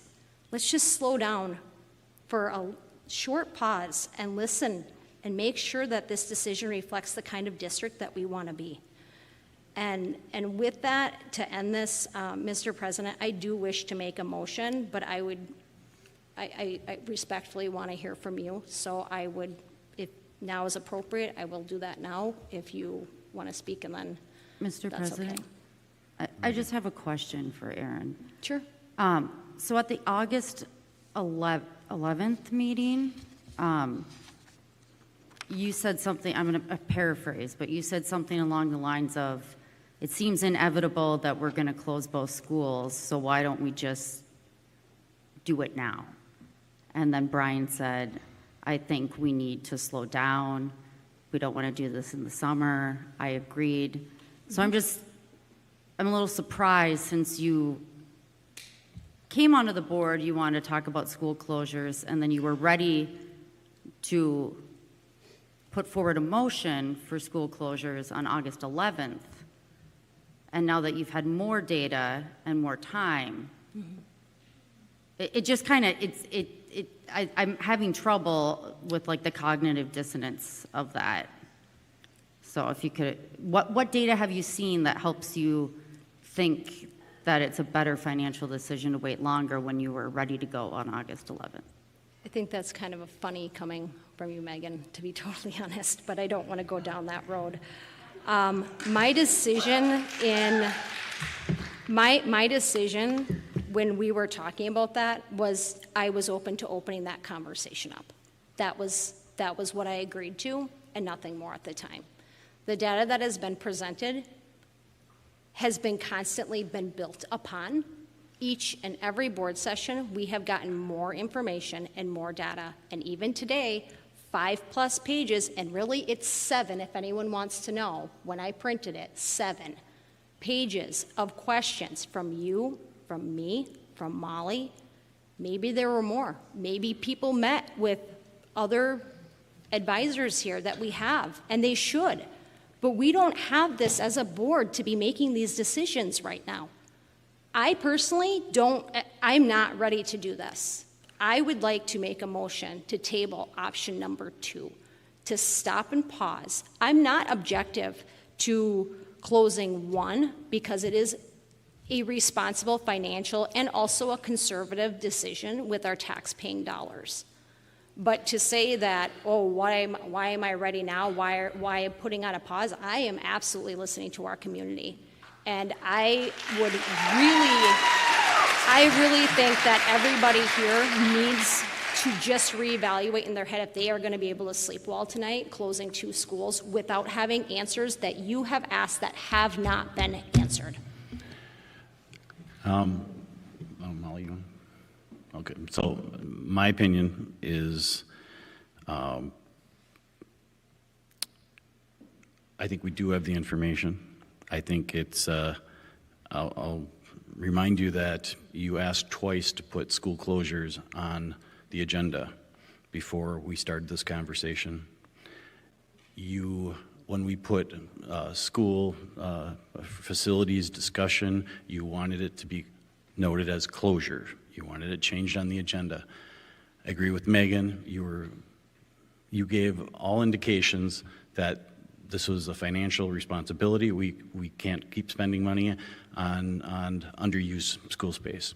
So, I never wanted, I know people have said, well, you guys are pitting school against school. And I'm telling you, I can sit here and name the wonderful things about Willow River. And I can also name the reasons why it is a huge inefficiency and is problematic to our budget. I can talk about Holton as well and list everything against why Holton should be listed as our #1 inefficiency. So I think 3 years ago or 2 years ago when we had 300 people more than we've gotten here today at the middle school, and I agree with the kind of that moment where people were like, yeah, I get the numbers now. It is serious, and it is about affordable housing. It is about, teacher pay and keep retaining good quality teachers, and it is about the state and the funding. And we need to do things. We need, as a community, we need to, rally, and we need to talk to our municipality people. We need to talk to people in Madison. We need to push for change. And at that time, it was like, we need to be creative. We need to come up with some things, as a community. And, the referendum passed by 6 votes and haven't had much since. So a lot of the criticism or like there's mistrust, we just have the information that is in front of us and what we've seen. As far as the predictions, we've been lower than all the predictions enrollment-wise. That is to the point of, again, this year we were predicting 50 kids less, and it turned out to be 147 or 145. That's an extra $1.3 million we don't have. And insurance benefits went, how much, Megan? 2 million over. 2 million over. We have to come up with that number. What? Tentatively, Bonnie's gonna. But so that's a 3 point whatever million dollar that we didn't have that information, when we were first making having these discussions, and predictions of next year, again, like Molly said, we can't count on the state to save us, and for the people in this room with kids in elementary, my biggest concern is we're sitting on 60-some% capacity, and if we lose another 50 to 80 elementary students next year, we're going to be like at under 1,900 elementary students, and potentially closer to 1,800. And when these elementary kids get today, I don't want to make decisions today to hold on to an inefficiency that will make your students, when they are in middle school and high school, not have the same educational opportunities, the same options, and that the parents of those kids now enjoy and expect. So, I was going to say that I don't have to say much because I'm so proud of this board that I work with, that some people have come on the board recently, and looked at a fresh set of eyes. The facilities task force years ago laid the blueprint. So they did the work. Our community-led task force of local business owners, parents, they looked at it. They looked at what buildings were actually technically neighborhood schools. What buildings had the most walkers, what buildings needed the least amount of maintenance, or just from the future, looking at what is going to work to keep this district strong. And their work was not an error. Their work was not an error. I hear a lot of information, there's 500 plus home sites that are going to be built on UU property. That is just all over the community. 500 plus home sites on 90 acres.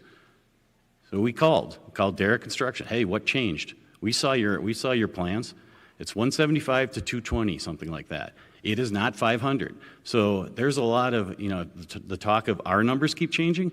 It's because our enrollment keeps changing. It's because the state keeps changing. It's because the Fed keeps making different votes on cutting special ed. I mean, all of that does change, and it does make the numbers move. I mean, we had, you can't throw out everything because, geez, I see an inconsistency here.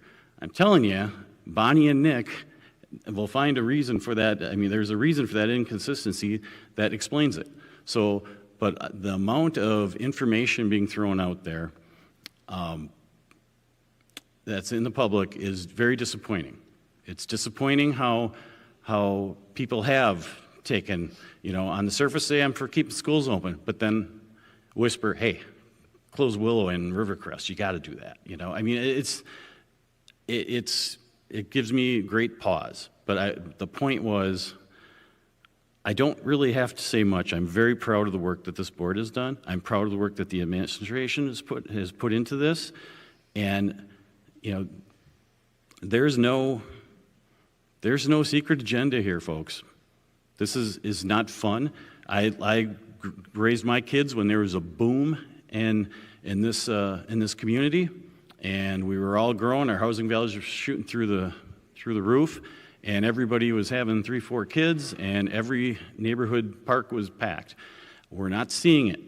These new trends are not providing numbers to maintain what we have. And I agree with Megan, totally. We hope we're nearing the bottom. We hope we're nearing the level, But for people to say now, well, we can be creative. We can find these ways, stadium naming rights and things like that. So some of these numbers I see out there, the millions of promised. I'm sorry, I've looked into some of it. These Texas football stadiums that, it's not. We're not in Texas with the 25,000 seat stadium that shares 5 high schools. We're one high school. And as far as the comment of companies like Uline, we have Uline's logo on our billboard in 3 different places in the district.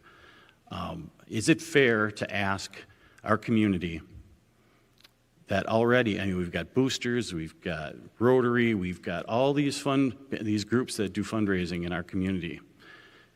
Is it fair for us to say, well, we're gonna keep a glaring inefficiency of extra space that all indications look we're going to continue to have for the foreseeable future, and now go to the public once again and say, please subsidize our inefficiency? I don't think that's responsible, and I'm the last person in this town probably that would be called a fiscal conservative or So I disagree. We're going to turn this into, again, a conversation. I do disagree with Aaron's take on our responsibility from a fiscal standpoint, just from a fiscal standpoint. From emotions, I get it. No one wants to be in this position. There's going to be, no matter what decision we make, there's going to be tears. And I'm confident in the numbers. I'm confident in the work of our administration that has presented what we have asked for them, not what they have provided, under duress or under direction of Nick or Bonnie or Shannon's, evil plans. I don't know. But, none of it's fun, and we've all said it. We've all. I'm not going to fall into that. We made poor decisions, or previous boards made poor decisions. Scott Schneider spoke earlier. You will never hear a bigger booster for Hudson schools, the teachers. And my concern is that while we do have good people like that, we still have to be responsible. We still have to be accountable. And I'll open it up for more discussion, but that's where I am. I don't see, even short term, to say, well, we don't have to make a decision until 2030. That is absolutely incorrect. That will put us in a deficit situation where we are doing things like raising class sizes. The myth that keeping the schools open will eliminate, raising class sizes. It's incorrect. The goal of all of this is to make us more efficient with the space we have and flexibility, so we don't have a two-section school here with low or high. It's so we can balance things out. It's so we can share services, absolutely. About center-based special ed, the goal should be all of our schools deliver equal and excellent special ed. So that is an argument that, from an equity standpoint, from just what we should expect for all of our families at all of our schools, no matter what, to say, well, all of our schools need to be the same, not true. Schools can have some unique character, absolutely, but they also have to have shared services. They have to be very equal in the product that we can deliver, the services for those students. So things change. There are districts all over the place that reboundary. They reboundary every so many years because they have to balance their numbers. We've been fortunate. We've done one reboundary in the last how many years, and that was a big struggle. So, but is it impossible? No, it's not impossible. And, districts all around the state and the country are being forced to consolidate or close schools. All of our schools are wonderful. Sometimes I think to myself, it's almost insulting how do the teachers feel at these other schools when they're seeing all over the internet and everywhere else, well, our school is so special, it's like none other. The kids, if we have to change, oh my God, it's the end. If I was a teacher at one of those schools, I would be very disheartened by that. I remember when EP Rock, with many challenges in their demographics, was a top scorer. And I don't pit schools against schools. And I don't want to pit community members against community members. And I don't appreciate some of the things I read about our administration and our board members in the community, because Hudson's better than that, need to be better than that. Anyone? Yes, Maria? Mr. President, I'd like to make a motion on option 2 to close 2 schools. Mr. President, I made that beforehand. I would like to rescind that. You'd like to what? I asked you when you were done if I could make a motion for option 2. Okay, that's fine. So what is your motion? I would like to make a motion to table option 2, closing both schools, until these questions have been fully addressed and the board has had adequate time for discussion. It's a motion from Aaron. Do I have a second? I'll ask again. Do I have a second? I'll ask a third time. Do I have a second? Hearing none, the motion fails. I have another motion from Maria. Mr. President, I move forward with a motion to consider option 2, closing 2 schools. Do I have a second? Second. Second from Brian. We have open for discussion before we vote.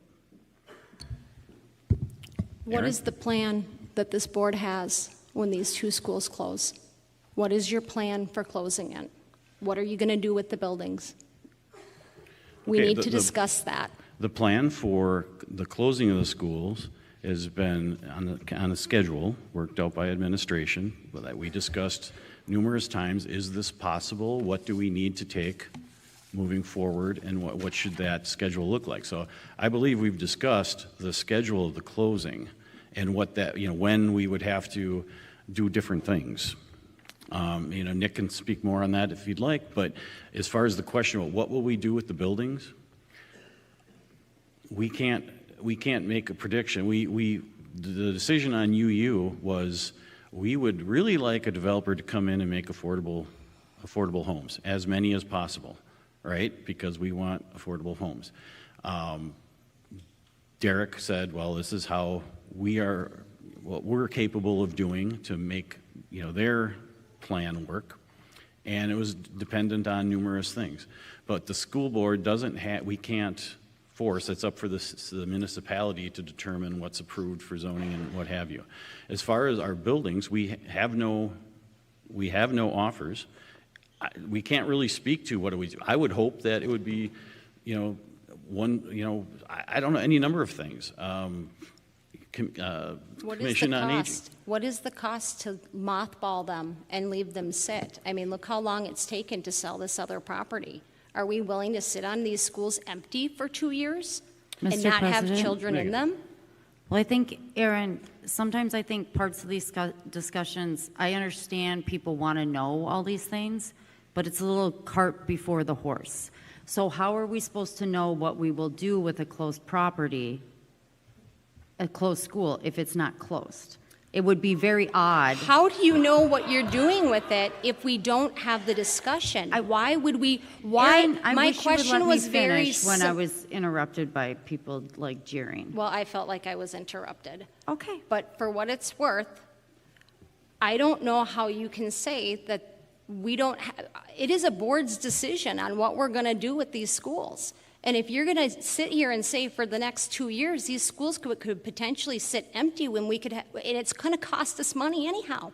Why not say, close one now? I mean, we just kind of, we're in that discussion right now. I get that.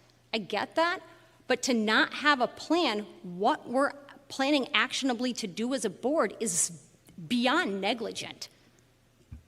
Can I go now? Yes. Okay, thank you.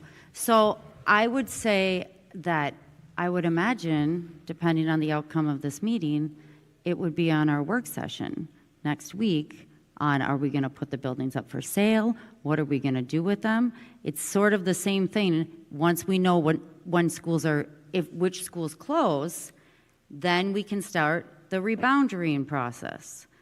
And that's going to have community feedback sessions. So if we made kind of fake boundaries based on what had happened and then fake bus routes, it would have taken spent money on examples where things weren't going to turn out that way. So I would assume, Bob, that we would have a discussion next at the October work session about what to do with the buildings, depending on the outcome of the vote today. Is that correct? That is correct. If the question, there are many uses. You look at other school buildings in other communities, what they're used for, market rate or rent-adjusted housing, libraries, senior centers. It could be in the public. The local municipality could purchase it. It could be purchased by a developer. We've been asking, previous boards even before me was saying, you shouldn't build a new high school on new property. You should keep as much property in the taxable sector as possible. It's why we are selling the UU prior it's sold, hopefully, with annexation from the city. And it's kind of that argument that, so now we're going to get criticized because we're potentially putting property back onto the tax rolls that wasn't there before. And again, just because we have capacity and the building's not sold, I don't know if that's a valid reason to keep it open and still be putting that money in, still absorbing that risk of, what happens when the boiler goes out? Now we just spent another X hundreds of thousands of dollars. And does it then, and also from the community, from a teacher aspect, or staffing, I've heard, well, you think of the teachers. I am thinking of the teachers. I'm thinking teachers that have been concerned about if they're going to have a job for the last couple of years. And now we say, if we keep a school open, which one? That's the big one. We can agree on that. But also, these teachers, we're going to keep it open for a year. What does that mean? We're going to close it automatically in a year? Because if nothing changes with enrollment, what would be the change agent that would be instilling hope for people that, hey, they kept Willow open. That is awesome. We won. We're keeping this wonderful school. And there's some other people that are like, hey, we lost. And then the question is, what happens when next year or the year after that enrollment goes, where you've absorbed that cost? that cost, the inefficiency is still there, and I don't know how to respond to that. Then you've got going through this again. Then would we need to do another task force like we did 3 or 4 years ago? Would we need to have all new community input? Would we have people coming out of and coming up with saying, you're not being creative. You need to think of, putting cell towers on top of the buildings. I don't know. I think those are all really great questions that we should have answers to. Yeah, but and I think that really the reason that we're going to be criticized is simply because there is really no plan here, you guys. Closed schools, great. What happens next? I would like to have those discussions. Mr. President? Yes, ma'am. And maybe you can answer this, or maybe it's Bonnie or Nick. I would imagine that there is state law that you can't make a plan for a building ahead of time unless it's going to be a district plan. Like you have to put it up for sale and have a competitive offer situation. I don't think we can just decide what happens to a building we close unless we're going to use it as a district property, right? I mean, we can't just be like, oh, so-and-so said they're going to turn it into these really nice condos, so we're Okay, thank you. No comments. When the district disposes of property, they have to give everybody an equal opportunity to purchase it. As far as when you do that or that timing, that's really something that's set forth by the board. But yes, you couldn't enter into. You'd have to publicly advertise it and give everybody an opportunity to purchase.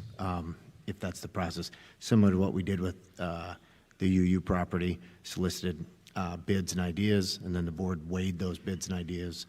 The ASC property is listed with the realtor for sale that way, so anybody could purchase it that way. So you wouldn't be able to say this one person came to me without giving it an option for everybody.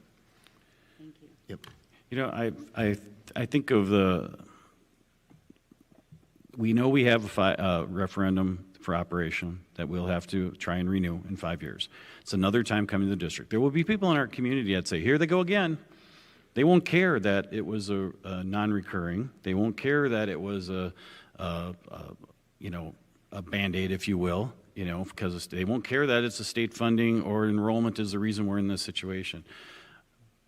But to potentially tack on another referendum for maintenance and upgrades on schools that we are not using efficiently, to me, is a double hit. So you say you've got mistrust in your district because you close schools. Well, won't we have mistrust in our district taxpayers when we come at them again and say, hey, we could have saved you $4 million a year or $3 million a year. We could have saved you that, year after year after year. But now we're coming back to you because we need to keep these schools open, or we'd like to keep them. And of course we'd like to keep the schools open. So I just look at, is that the responsible thing to do when we, I think 6 of us believe we can properly educate within our range class sizes and educational opportunities in 4 schools. I don't know what else to say on that. Mr. President? Molly? I just wanted to address the questions that we sent to the administration today.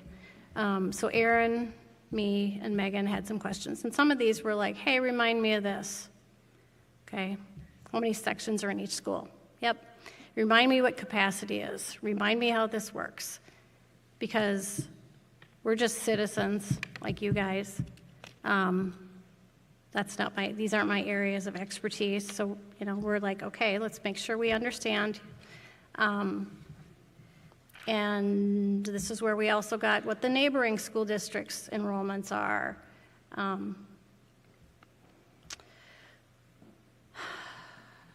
Down at the bottom, Aaron, on this document, these are some things that we've been talking about, because I asked also, what is it, You know, can we mothball Holton? Can we kind of put a pause on it and keep it in case we see some growth in a couple years and we could open it up again?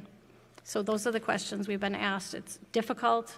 I would assume they have to drain. I mean, this is what basically what it does. You have to drain all the fluids. You have to let the building freeze and get hot. That's what that means. Not great for buildings. Emptying and relocating all the materials. This would be handled in-house by our maintenance staff. What is the timeline for making the decision? The board can set that timeline for what the board would like. Where will all of the materials go? Will it be reused, sold, disposed of? Some items will be reused in other buildings. Some items that have no value would be disposed of. And some items would be put up for sale. What is the timeline to complete the moving test? We would get the stuff moved to the new buildings over the summer, and then we would deal with the remaining items. What is the plan for transitioning students? We would have a very robust transitioning plan laid out by the building principals, teaching and learning, and student services. The team would start working on that plan within weeks of the board making a decision. We would do a lot of similar activities that we did when we reboundaried the district in 2018. If we were to choose to do nothing, what are other options and recommendations for cut or alternative solutions? I believe those are laid out in the document from the January 25 community meeting. Okay. You asked for a financial advisor. The district has audits every year, considered one of the top financially sound districts. I think Bonnie is an excellent administrator, chief financial officer.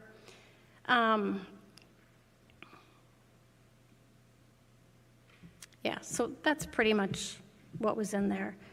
I think what you're feeling is, what I'm feeling too, is I don't want to close 2 schools. I don't want to do this at all. If I could walk out the door and not do this, sign me up. You know, I guarantee I'll leave here and I'll cry. But I don't have that choice. I can't sit in the audience and make faces, jeer, say nasty things. I can't do that because I have to make a choice. I have to make a decision. And if I abstain, that's kind of chickening out, isn't it? It's kind of like Ashley said earlier. She has to make terrible decisions. Terrible. And these are terrible too. So I don't know. It's easy to sit aside and make judgments when you're not sitting here. And I can't remove myself from this. This is, you know, this is the responsibility. When you take office or do something, you agree that you're going to do some hard shit. And this is really hard. So I think that's what you're feeling, Aaron. I apologize. Yes, I apologize. Yeah. Mr. President? Yes, Megan. You know, you hear a lot, you know, from like Congress people or people in state legislature, like, it's about your family budget. And of course, federal budgets are different because they can run massive deficits and print money, et cetera, which is not an option for us. But I think we've all been in a position in our own lives with our own families where there are things that we would really like to be able to do, or we'd really like to be able to have or keep. And we say, we can't afford this. And we don't have the kids and we don't have the money for 6 schools. We cannot afford this. I remember 3 years ago when I was in the audience and I was like, there's no way we're going to see huge enrollment growth. Things are going to get better. I was wrong. But board members at the time, in particular the former board president, Jamie Johnson, he said, and these are our other options for big cuts, guys, if we keep 6 schools open. Freezing teacher pay, unpaid furlough days, increasing healthcare costs. The majority of our costs are staffing. I don't know, what is it, 75, 80% are staffing. And then we have facility costs. So when people say, I've heard a lot from people, Holton is the cheapest school to operate per square foot. That's the utilities. Staffing is our most expensive part of our budget. Our teachers are the center of our schools that make things happen. Our principals, our paras. I do not want to freeze their pay. I do not want to cut their pay. I don't want to have unpaid furlough days. Because you know what's going to happen? They're going to leave. They will look for other jobs. There is a teacher shortage. We will lose teachers. And I've gotten a few emails saying, please just delay this one school year. Vote for closure and give us a year. We already had a hard time this year hiring enough support staff at Holton. If we delay this for a year, does that mean, and I don't even know if it's legal from an HR standpoint, that we say, okay, well, some of you are going to have a job continuously, but just know for X number of people, you won't have a job in 27, 28. But we really hope you'll stick around. They're going to look for another job. How are we going to staff for a year if we're going to let this go on for a year? What would you do if your work told you, we're not going to keep you only just for a year? You'd start looking for a job because everybody has bills to pay. Our teachers have bills to pay. They bust their butt every day. I'm not cutting their pay. I'm not freezing their pay so that we can keep buildings open. I love these schools, but we can love these other schools. It can be okay. I think part of it is this is harder for parents than it is for kids.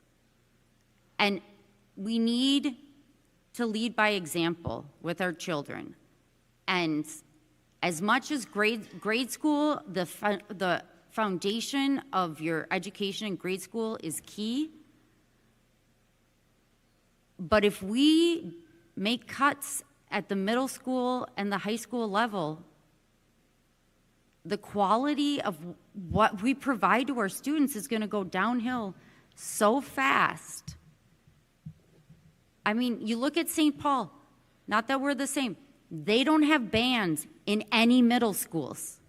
They have not closed schools. They have not consolidated. There is no more music in middle school. That is heartbreaking to me. And there are boards around the country that kick the can on the hard decisions because they want to keep the schools open, because I care about what every one of you are saying. But we can't afford it, and we don't have the kids to fill the buildings. Mr. President. Brian. I don't know if you all remember back in January, we had another community meeting where we talked about budget options. We similar to the one 2 weeks ago where we had people sit at tables. The district prepared options for saving money. We did this. I know you were there. You talked about what are we going to cut in the budget. Schools were on that list, closing schools. They happened to be among the more popular options in that group of people that showed up that day. But I took the data, the administration provided the data from that day, and I kind of built my own straw man budget to get to, just so we know what we're talking about here. What are our alternatives to if we were to keep these schools open? So I did two options, one that saves $3 million a year, one that saves $2.7 million a year. I kind of put things into buckets like admin, building maintenance, staff compensation, student outcomes, and student support. So within admin, it's like district administrative support. It's building administrative support, then district administrative support, and then office support. So these are the folks working in the office that we all, when we go to pick up our kids for a doctor's appointment. Maintenance is reducing our capital maintenance budget, so letting our buildings fall apart like Bob talked about. Reducing the cleaning schedule. If I remember, that one was really popular. Let's not clean our classrooms. Reduce district and school building non-staffing related budgets. Honestly, I'm not completely sure what that one is, but so be it. Then staff compensation. So implement unpaid furlough days. So that's for certified staff and support staff and administrative staff. Reduce employee benefits. Reduce salary increases. Then student outcomes. Delay a new curriculum adoption. Go to a junior high model at the middle school. Is that eliminating the houses? Is that what that is? Okay. Reduce electives at the secondary level. Reduce graduation requirements.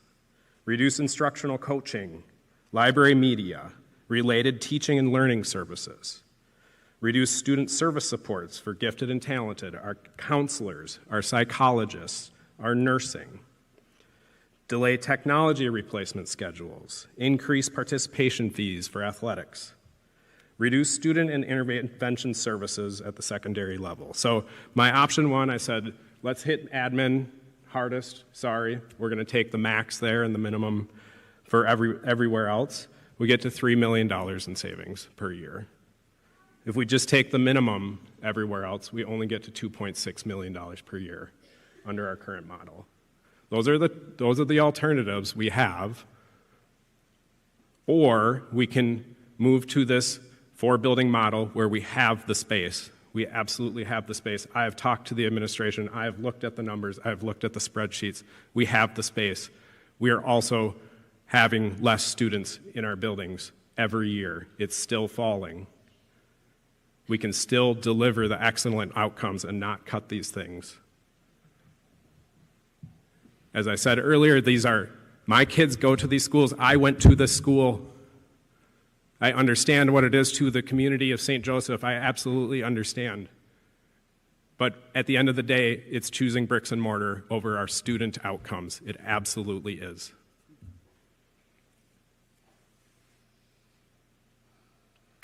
Do we have any other questions or any other comments? So we have a motion and a second. I'll do a roll call vote. Dahl?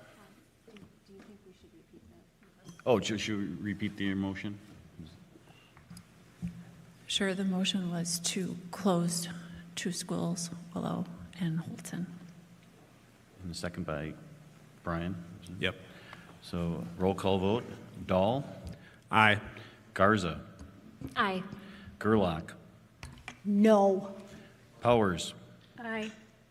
Rosowski? Aye. Rudy? Aye. Bauman? Aye.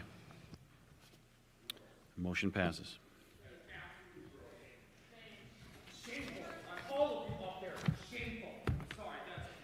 There's children here, sir. Yeah, Nick. Okay. Do I have a motion to adjourn? So moved. Adjourn. Second. Motion, second. All those in favor, say aye. Aye. We are now adjourned.